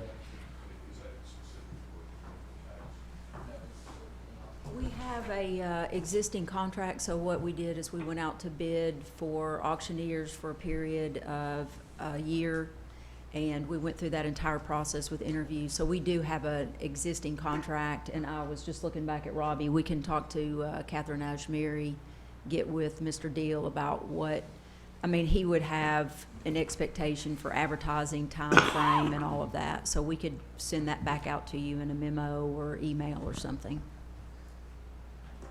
Like his recommendation for, because I know they like to send it out to clients all over the nation and put it on those listings. Would we have to wait until another meeting before it goes into auction? Or just vote on it tonight? I mean, you voted on it tonight. I think it would just be, we could work with Stephanie, Catherine, and go based on Mr. Deal's recommendation of, when's a good time. Okay. And I'll make my motion and coincide with the same timelines. Is that what you're, Stephanie, on the lease agreement where? Do we have a second? I don't think a auction has anything to do with a lease. So, I don't want to tie the auctioneer's hands to something to do. If we need to, I don't know. What I'm saying is that by the auctioneer time that we secure a lease, that would be so that they can move in the lease when we sell the building. That's what co-assign those two, not that we're waiting until she gets a lease to do the auction. Commissioner Yeager. I don't think we need to wait on anything to start the lease. The fund balance is strong, and I think, in my opinion, we could start the process of lease finding and moving Well, immediately. The process would be, there would be a contract, I'm assuming it'd have to go through purchasing. There would be funds that need to be moved, which would have to go through budget. So you're looking at 30 days minimum. Okay, that's And then fine. it would come to commission. Yeah. Yeah, and I mean, I think last time JD had the auction out for 45 days. Advertised for 45 days, 30 to 45 days, I can't remember. Do we have a second? Commissioner Foster's motion? Okay, I guess that motion fails for lack of a second. Commissioner Isbell? If I remember correctly, you moved 200,000 in for, Capital improvements. capital improvement, Yes. so you could actually work out of that as far Yes, as I mean, that's where the funds would come from fund balance. yeah. Because they're So not in the I- current budget. So what his statement was is, you know, you're financially sound to go ahead and do that. Yes, there's just steps that have to be taken. I can't go tomorrow and sign a lease. Right, So there's exactly. steps that have to be in place beforehand. That would have to come back to the purchasing department. Yes, sir. Okay. Thank you. Any other discussion?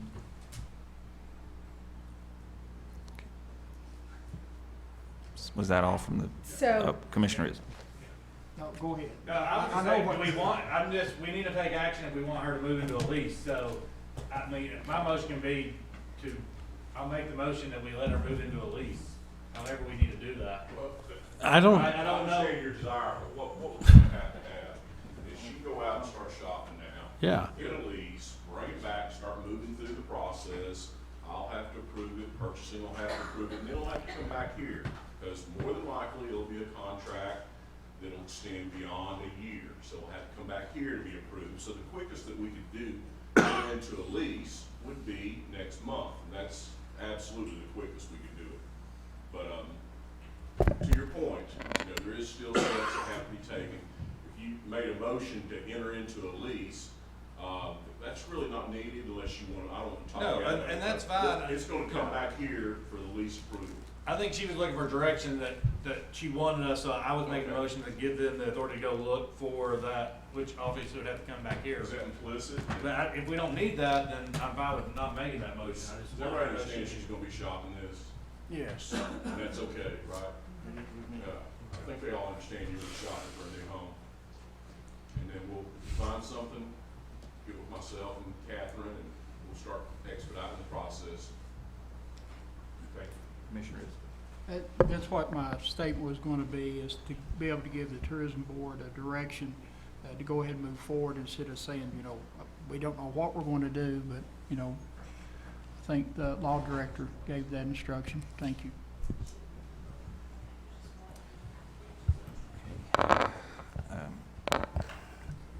Next, we'll move on to the Director of Schools report, Dr.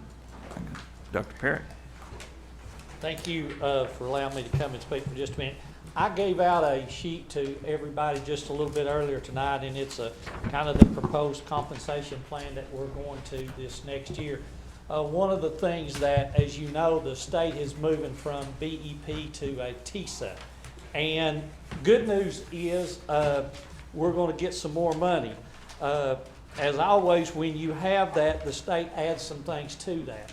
So there is a proposed bill right now that would raise the starting salaries for teachers to $50,000 a year by the year 26-27. I gave you a salary comparison of where we are today with Roane County, Campbell County, Knox County, and all surrounding county. Sullivan County's in there too because they're about the same size of us. We are going to give a 5% raise this year with those funds. All of the new funding that's coming from TISA will be used for compensation. It will be used for raises and to offset the cost for insurance. The concern is when we go forward in the next 2 or 3 years, trying to get up to that 50,000 mark. we may need some help then. But I think we've got the budget, just to let you know, the board approved a budget that has a lot of guesswork in it. And when I say that, we don't know exactly how much we're going to get from TISA. We won't know until sometime probably in June. But we think it's a very good conservative budget. It's out about $2 million right now, which we have a healthy fund balance, but there's going to be about $900,000 to $1 million worth of cuts out of that budget, and so that will bring that on down. But I just wanted to kind of give you that and let you look at it, and that way if you had any questions, I met with the mayor and with Robbie on this and tried to go over some of those things with that. But I think the thing we have to do is, and I know where the sheriff is on that, we lose a lot of our great teachers to surrounding districts, and we become, like he has, the training ground for them. And so we want to make sure that we have pay our people good and really and truly make sure that they know we're a family and we're here to support them. So that's what the whole budget was this year.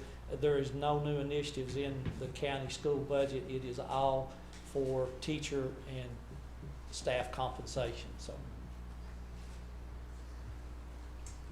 any questions? Commissioner Isbell. I've got one and just a comment about the Claxton STEM Lab is putting their 3D printers to work for our pre-K students. The pre-K class was learning to measure with inches. That's fantastic. Yep. Good deal. And, you know, for all the people that really knows what a 3D printer is, and we're using pre-K people to do that, and to be able to, you know, go into first grade and you know, and as Dr. Barrett is a tool and die maker, so he understands, Yes. you know, how important measurement is, and to have a kindergartner that can do that, that's fabulous. Give them all a tape measure and we got it licked. Any other questions for Dr. Barrett? Thank you. Thank you. Next up, we got Mayor Frank.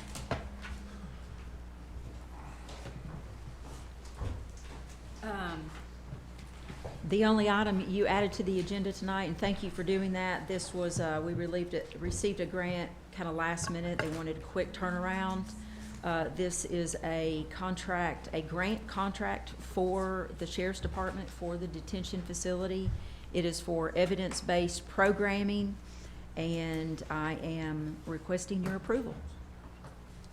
Motion by Commissioner Mays to approve, seconded by Commissioner Beauchamp. Any discussion?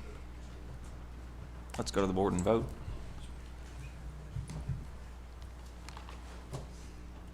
Motion passes unanimously. Thank you so much, Commissioners. Do we want to take a break to 9 o'clock and start the law director? Is that okay? All right, let's take a 6-minute break this time. How nice of you.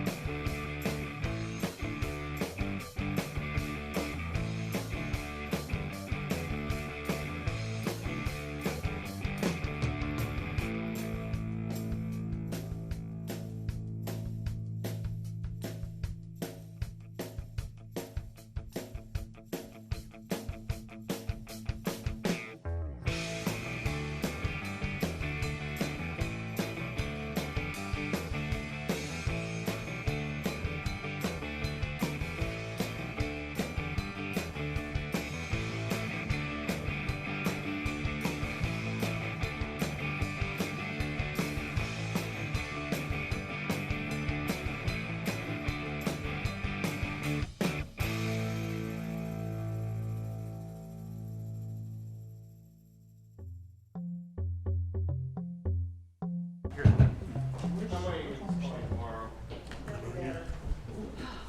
think it's less than her. Wait a minute, really?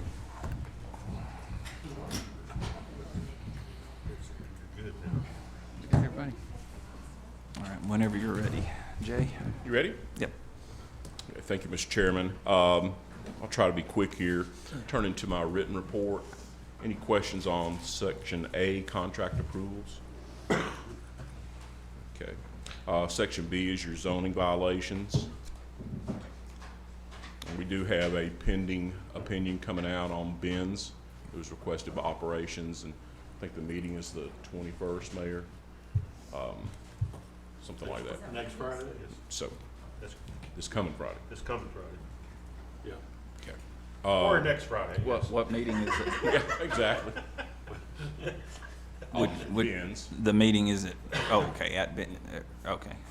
And bankruptcies, you see those. Delinquent taxes, we did not file Oak Ridge because of the problems they're having with their computer system. We can't even extract the data off their system right now. So that's where we're at. New lawsuits filed, Edward Butler and Jessica Daniels. We got pled in on comparative fault. That's an auto accident down on Pine Ridge and Batley Road. The defendant in that, in their answer, alleged comparative fault that we had a roadway obstruction. We checked that. We don't think we do, but I've asked Mr. Long, and he's gone down there to take a look at that. The Dylan Dotson case originally started as a canine bite, and that's kind of strange because in all my years, I've only had 3 canine bites that turned into lawsuits, and that happens. And I've always wondered what the reasoning is there. Is it a badge of honor, or do they think that it just comes along with the trade of being a criminal? But they rarely sue. But this guy did, and he's filed another one. It's strange. He filed against our officer, but called him a City of Clinton officer. And I started to say, that's okay, you can hit City of Clinton, but we're straightening that out. And then he filed against the detention facility, where the detention facility is Anderson County government property. So it's pro se, it's a mess, but he's filed his commissary account with the federal feds to take a look at it, and he'll probably be able to proceed as on an indigent basis. But that's what that's about. The Moss case I sent to you, that's an officer-involved shooting that we've got, and we're currently working on pulling all those documents together. But that's where we're at. I'll keep you abreast if something happens on that. I have referred it to insurance, but they've asked for all the documents in the case, and that's where we're at with that. The malpractice cases, we've requested an executive session tonight. We have Sam Miller, it's been our attorney through that. He'll be glad to meet with us. And the rest of the stuff, the MOU with dispatch services for Norris and Rocky Top, you've already passed those. The diving equipment for the rescue squad. And I've told you about we had the Pull memorandum of understanding for cost sharing on state level tax appeals, simply because we've not heard back from Oak Ridge. One other issue, if you recall, about a year ago, we started getting complaints about semi-trucks on taking detours off the interstate, going up Hillvale and going around Lovely Bluff and getting stuck. And Carroll Hollow was another one, and Granite Road was another one. And they're trying to find detours, but our roads just can't handle it. So we got with TDOT, we partnered with them. We got all new signs. You may see those up. TDOT helped us place them, get the signs, and Mr. Long has got them placed. Really want to thank Mr. Long, Gary Long, our highway superintendent. Sally Darnell did a wonderful job expediting this. And of course, partnering with TDOT was always good. But they must be really good signs because we've already had one stolen at Carroll Hollow Road. And but anyway, we'll get some spares. But remember, that sign had to be updated to get in compliance. We had the old signs, but I think we've taken care of that. And that's all I've got until we go to executive session. Any questions, sir? As far as the large truck signage for TDOT, what about there at Faust Carney off of Edgemore? Do you need one there? I would. Are they cut through? They have been, and then sometimes they'll try to turn up Faust Carney, which is a nightmare in of itself. not as common as Carroll Hollow and others, Right. but Well, we I'll do talk get- to Sally about that, and let's see, get that handled there. All right, thank I you. can't imagine that even pulling out on 25W from Fowles Corning would be a nightmare. Anything else I can handle for you? Yeah. Commissioner Allen. Go ahead. I apologize. I'll push my button. Yeah, what is the reason for going into the executive session? Can you give Update us on some the, more- update on the malpractice cases. Can you give us some, I just tried to read all the Mhm. filings there. I was wondering, has anyone else read the filings? It's just large. So you're going to explain that to us today? Yeah, or I is it- think, I would be glad to explain it. This has been going on for, good Lord, Carl Smith started in '09. And I'm sorry, I kind of take for granted that everybody's up to speed on these cases. They're not. And then Crowley case started in 14, I believe.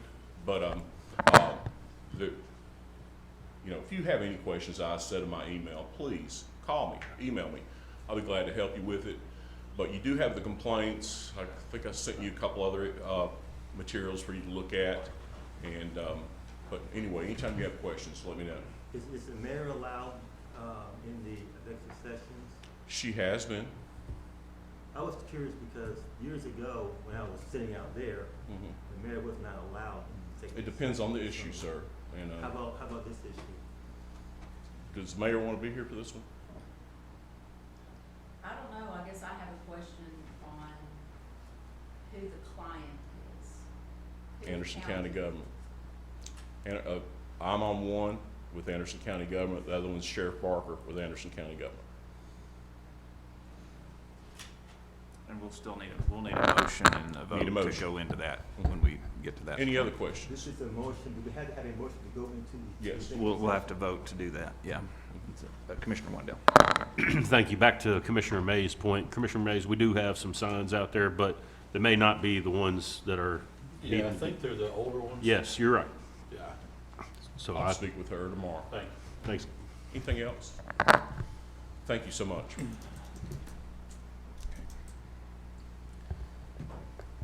Do we want to make the motion to go, Commissioner Isbell?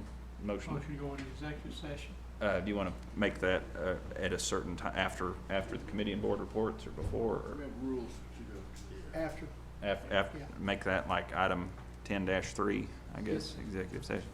Okay, do we have a second? Okay, second by Commissioner Foster. Let's go to the board and vote. This is to go into executive session after the Fire Commission, or the Rules Committee and Fire Commission discussion.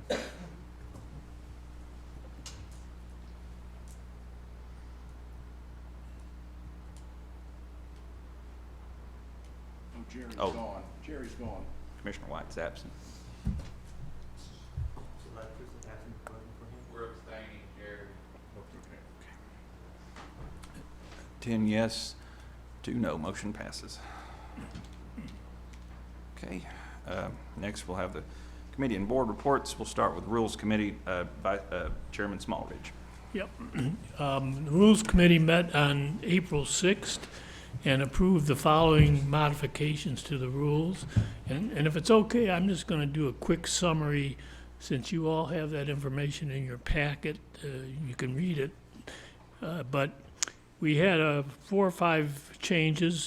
For Rule 3, we substituted the chairman of the commission for full commission when it comes to the length of time and number of times a member may speak on a given motion. That was one part. And the second part of that same rule spells out the procedure for ending debate and calling for the question. The motion was made by Commissioner Mays, seconded by Commissioner Foster, and passed forward to the full commission for approval. And then Rule 11, committee shall meet to choose a chairman, and we added vice chairman to that. So that motion was made by Commissioner Mays, second by Commissioner Foster, and again forwarded to the full commission for approval. Rule, Commissioner. If we want to vote on these, I'd like to vote on them individually Oh, okay, instead as a group. okay. okay. Go back to the first one. I guess we'll go, yeah, let's, You want to just go back to the first one then, or, Yeah, okay. I think that'd be good. I've got discussion on one of them. Okay, Rule 3, that was the first one. We substituted the chairman of the commission for full commission when it comes to the length of time and number of times a member may speak on a given motion. So that will be done now by the chairman of the commission. And the second part of that rule change spells out the procedure for ending debate and calling the question. And that was a motion by Commissioner Mays, that was one second motion. by Commissioner Foster, and passed forward to the full commission for approval. So I guess I move then to. Okay, yeah, we got a motion, is that, Were we taking action on these tonight? Yes. Yep. So, okay, because I thought we were gonna present from Rules Committee everything after all the changes, bring it to. Commissioner Isbell would like to vote on an individual basis, right? Yeah, and it's just like this one here, although it's got some different language, but this is the way we've always done it. So, you know, I'm fine with this. Maybe it just spells it out, but that's how we've always. I think, and I don't mean to jump in, Mr. Chairman, but I think it spells out the call for question better. Right, it does, Yeah, yeah. because that's always been Yeah. questionable. Yeah. so is that's your motion? Motion to approve the modified rule number 3 as presented by the Rules Committee. Seconded by Commissioner Barron. And were you done, Commissioner Isbell? Was that your, okay, Commissioner Mays? Yeah, and just to clarify that top part, the chair, you can extend the length of time and the number of times member may speak on a given motion. But what it used to be is that it would require a majority in motion, a majority vote to let that happen. But that gives you, I think this rule gives you the autonomy to look to see, are there any objections to allowing so-and-so to speak again? Now, if someone raises one, then of course you would go for a vote, but it just, if Commissioner Foster gets Robert's Rules of Order happy one night, wants to start questioning everything we do, it gives you some autonomy there. So just to explain that part. Okay. Any other discussion? Let's go to the board and vote on rule number 3. Motion passes. Okay. Rule 11, it read, the committee shall meet to choose a chairman, and we've added to that and a vice chairman. So that was really the only change in that, and that was a motion by Commissioner Mays, seconded by Commissioner Foster, and passed and forwarded to the full commission for approval. So we just added the vice chair, the committee would select the chairman and the vice chairman. Yeah. Okay. Motion by Commissioner Foster, seconded by Commissioner Allen for approving those changes to Rule 11. Any other discussion? Let's go to the board and vote.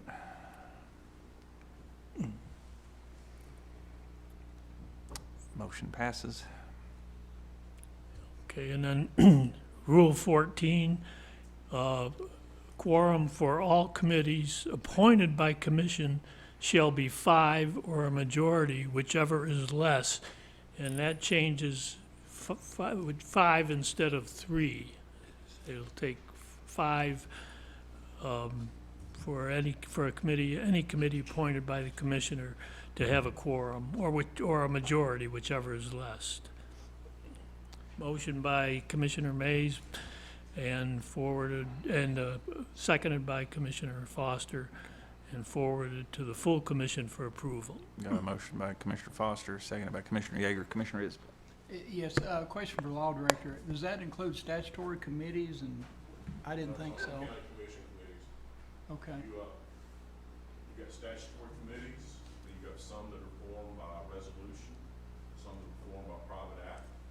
This says only the ones that are county commission committees, correct? Appointed by commission. Okay. Thank you. Any other discussion? Let's go to the board and vote.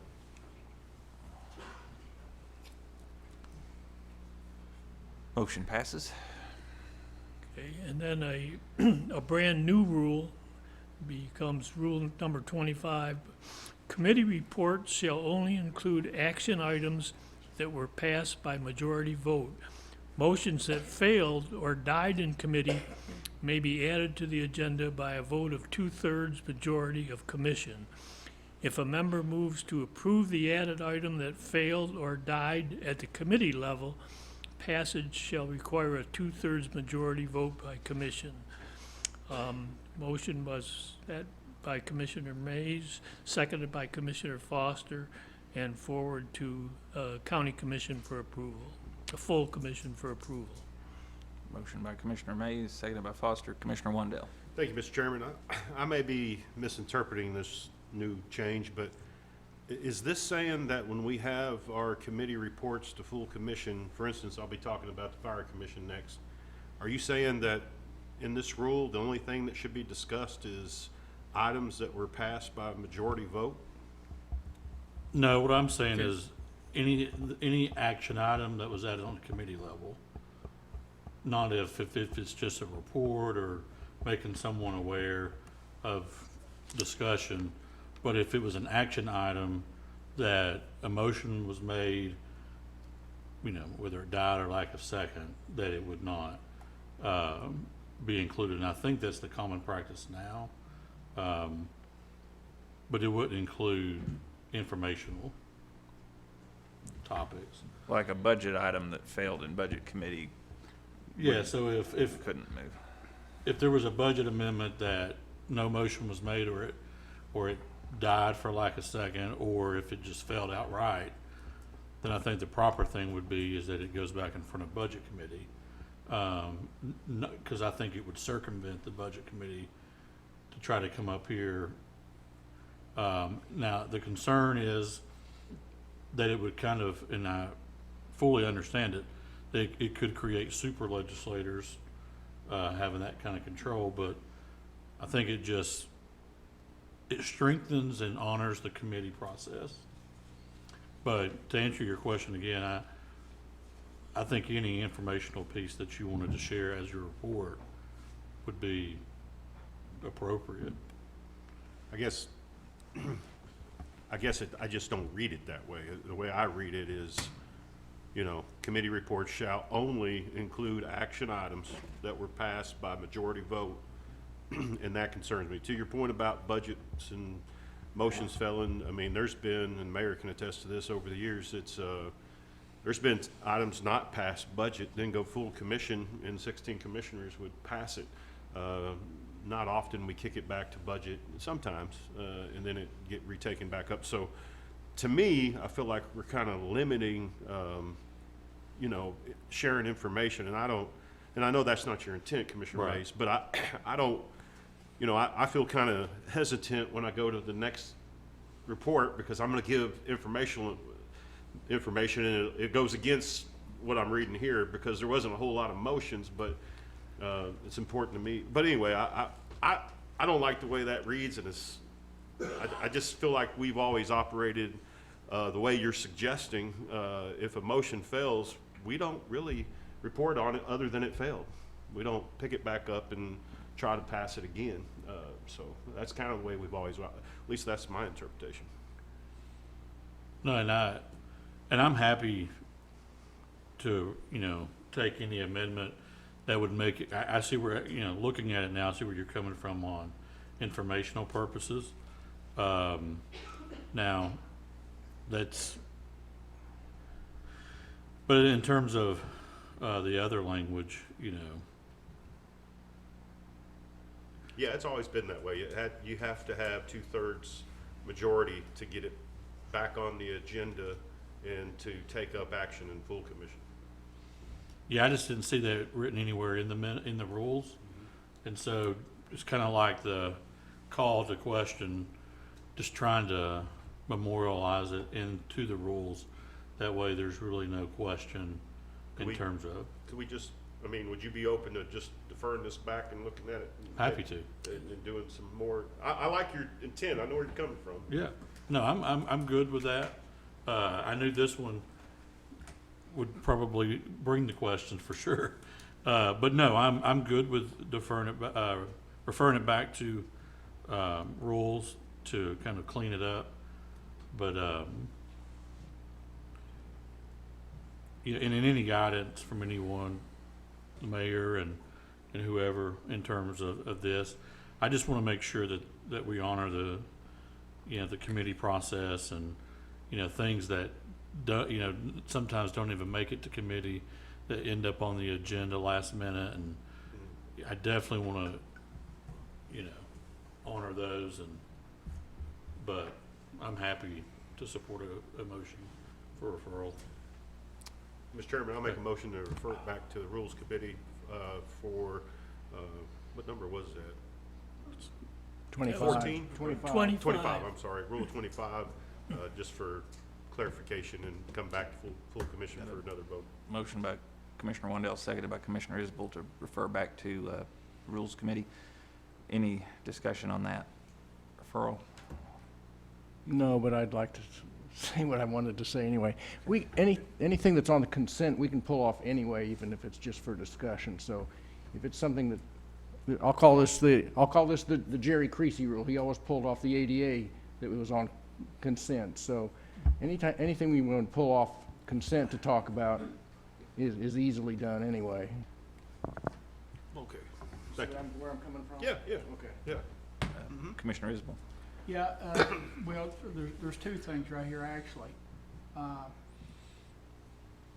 One is, like, on the Operations Committee report, sometimes when I'll give it is it wasn't an action item, but it was for information only, because several times we took up Ben's Mobile Home Park, and it just gives the citizens an opportunity, if they didn't watch operations, to know what went on, that whatever we discussed is very important, to the commissioners and full commission. And so that's where, I agree with Commissioner Wandale about deferring that and maybe coming up with something else. And then, of course, the other one was withdrawn, made a motion to have maximum 5 citizens talk, but that there is, I'm glad to see that withdrawn. Well, and if I may, I know this is was a discussion amongst everyone on the committee, and no one could really arrive at a consensus, but I do think our rules are very specific in terms of how long citizens should speak. We've talked about creating a sign-in sheet. A lot of counties put citizens at the very end. A lot of places require you've got to sign up by X amount of date online or whatever the sign up mechanism is to be able to speak at the commission, because the committee level, I think, is where all of the juicy stuff is. This right here is just a business meeting to move forward, what I don't want to happen is, and I think everybody agrees, is people come up and take the mic hostage, and we're afraid to tell our constituents no, because this is their body, this is their courthouse. But I still think there's a way to maybe regulate that in a very more efficient manner than just giving everybody, open mic night.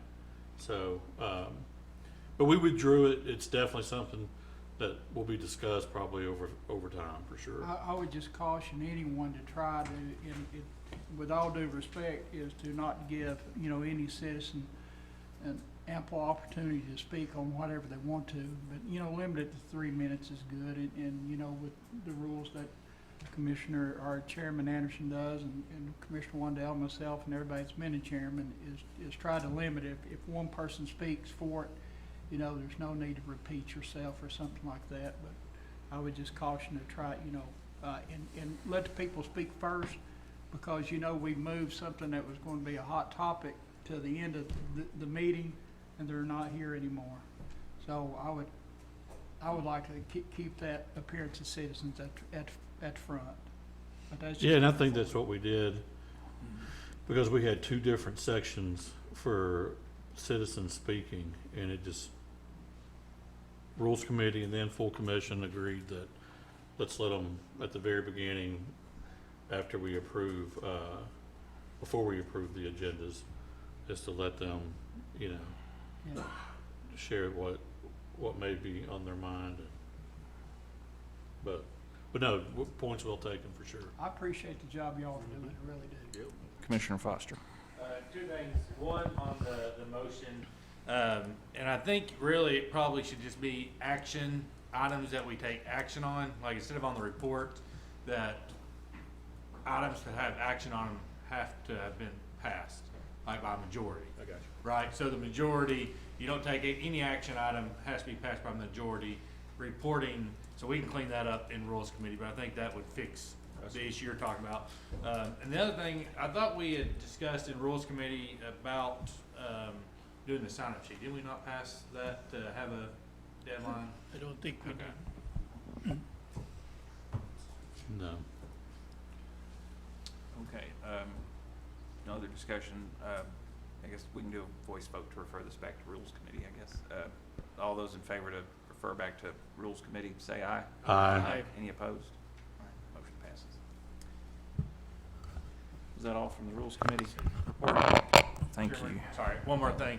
There was, since the first Rules Committee, we took some action that we did not bring back to commission for action. That we didn't do a report last month. I thought in that first meeting, we made some motions to do some things, and it didn't come back to commission, because I thought we were kind of presenting them all at the same time. Can we just check that on, from the first meeting? 'Cause I thought there were some motions made, but then we never brought it back to commissions. We can just be certain. And then we didn't bring it last commission meeting, we didn't bring anything from Rules Committee. I think we had a lot of discussion that first meeting, but I don't remember us at that very first meeting taking any action. That No, would've our been- first meeting, we did not do Yeah, anything. that was back in February, I I think. thought there was one motion that passed, but, We can double check. All right, now we'll move to the Fire Commission. Commissioner Wendell. Thank you, Mr. Chairman. Fire Commission met on April 4th, 2023. Had a great meeting. Appreciate Commissioner Beauchamp serving with me. I was selected as chairman and looking forward to working with it. I just wanted to give the commission, because, you know, we brought up some points here just the last few minutes about exposure and informing our citizens, but Fire Commission, from my perspective, has always been stuffed away in the consent agenda. Very rarely was it moved out. I think the citizens of this county need to know what the Fire Commission is about, what it's working on. There's a lot of good things, so we're excited. I know the mayor's doing some positive things, and it's all coming together, so we're excited to take it forward. Anderson County Fire Commission was established March 21st, 1994. I'm just going to give a quick summary of the mission. I'm not going to read the whole thing for essence of time. The mission of the Fire Commission is to improve emergency services to Anderson County, coordinate training of opportunities, and present Anderson County legislative body issues concerning future development of emergency response in Anderson County. The Anderson County Fire Commission is made up of 5 volunteer fire departments. That's Andersonville, Briceville, Claxton, Marlowe, and Medford. It's made up of 5 municipalities, cities, City of Clinton, Rocky Top, Norris, Oak Ridge, and Oliver Springs. Anderson County Rescue Squad is also a member. Those are all the voting members. We also have associate members, which is Anderson County Sheriff's Office, Anderson County EMS, Anderson County EMA, and Red Cross. During our meeting, as you guys probably remember, we had a lot of storm damage. I think it was April 1st. I can't remember, but it might have been April 6th. I can't. But we had during all them storms, we had a lot of fire folks out there cutting up the trees. And I know Gary Long relies a lot on our volunteer fire departments. I know one department reported to us, I think they cut 9 trees down, and that saves a lot of emergency response time. The sheriff office was in our meeting, Chief Galloway, and you know, the sheriff doesn't need to be sitting in a car for hours on end, making sure a tree's not gonna harm anybody. They got other things to do, and we appreciate the sheriff's office, and I think our volunteer fire departments get out there and take care of that so they can go on and do their business at hand. Other item that I think is important, the Burge family, they're going to have a fundraiser coming up for that young man and the family, Grayson Burge. It's going to be on May 13th. More information will be coming out from the Fire Commission, and we'll share that. And I'd like to again thank the Anderson County Sheriff's Office and EMS for participating, and they're really spearheading it. And the Fire Commission is jumping in there as well with all the volunteer fire departments. Bryce Kidwell did a good job. He drafted didn't even ask him to, in our first meeting, he drafted a storm response plan. There's a lot of issues with dispatch during those storms with the radio frequencies and whatnot, but really impressed with what he presented, and the Fire Commission liked it, and we're hoping to bring that back by April 29th with those action plans.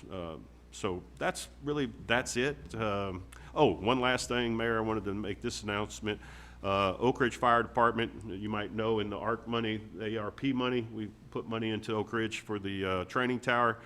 Saturday, April 29th at 9 a.m., there will be a grand opening or a reopening event for the training tower, and all the fire departments will be given, I guess, a use policy, Jay, on how to use it and what the process is. And they have committed and they wanted us to thank this body and the mayor and Jay for funding this, and they're really excited. And that was from the fire chief and the assistant chief there, so very excited about that. Again, that's April 29th at 9 a.m. EMS also did a quick report. May 2nd kicks off both the EMT and EMR classes, so reach out to Director Sweet. He's happy to help. And so that's really all I got. Our next meeting, I think, is May 2nd at 6:30 p.m. So thank you for letting me share that. Thank you. All right, next it's time for the executive session. Jay, do you want to give I don't know if we've had one since September. Do you want to tell everybody kind of the rules and everything, and then we'll have to sign off?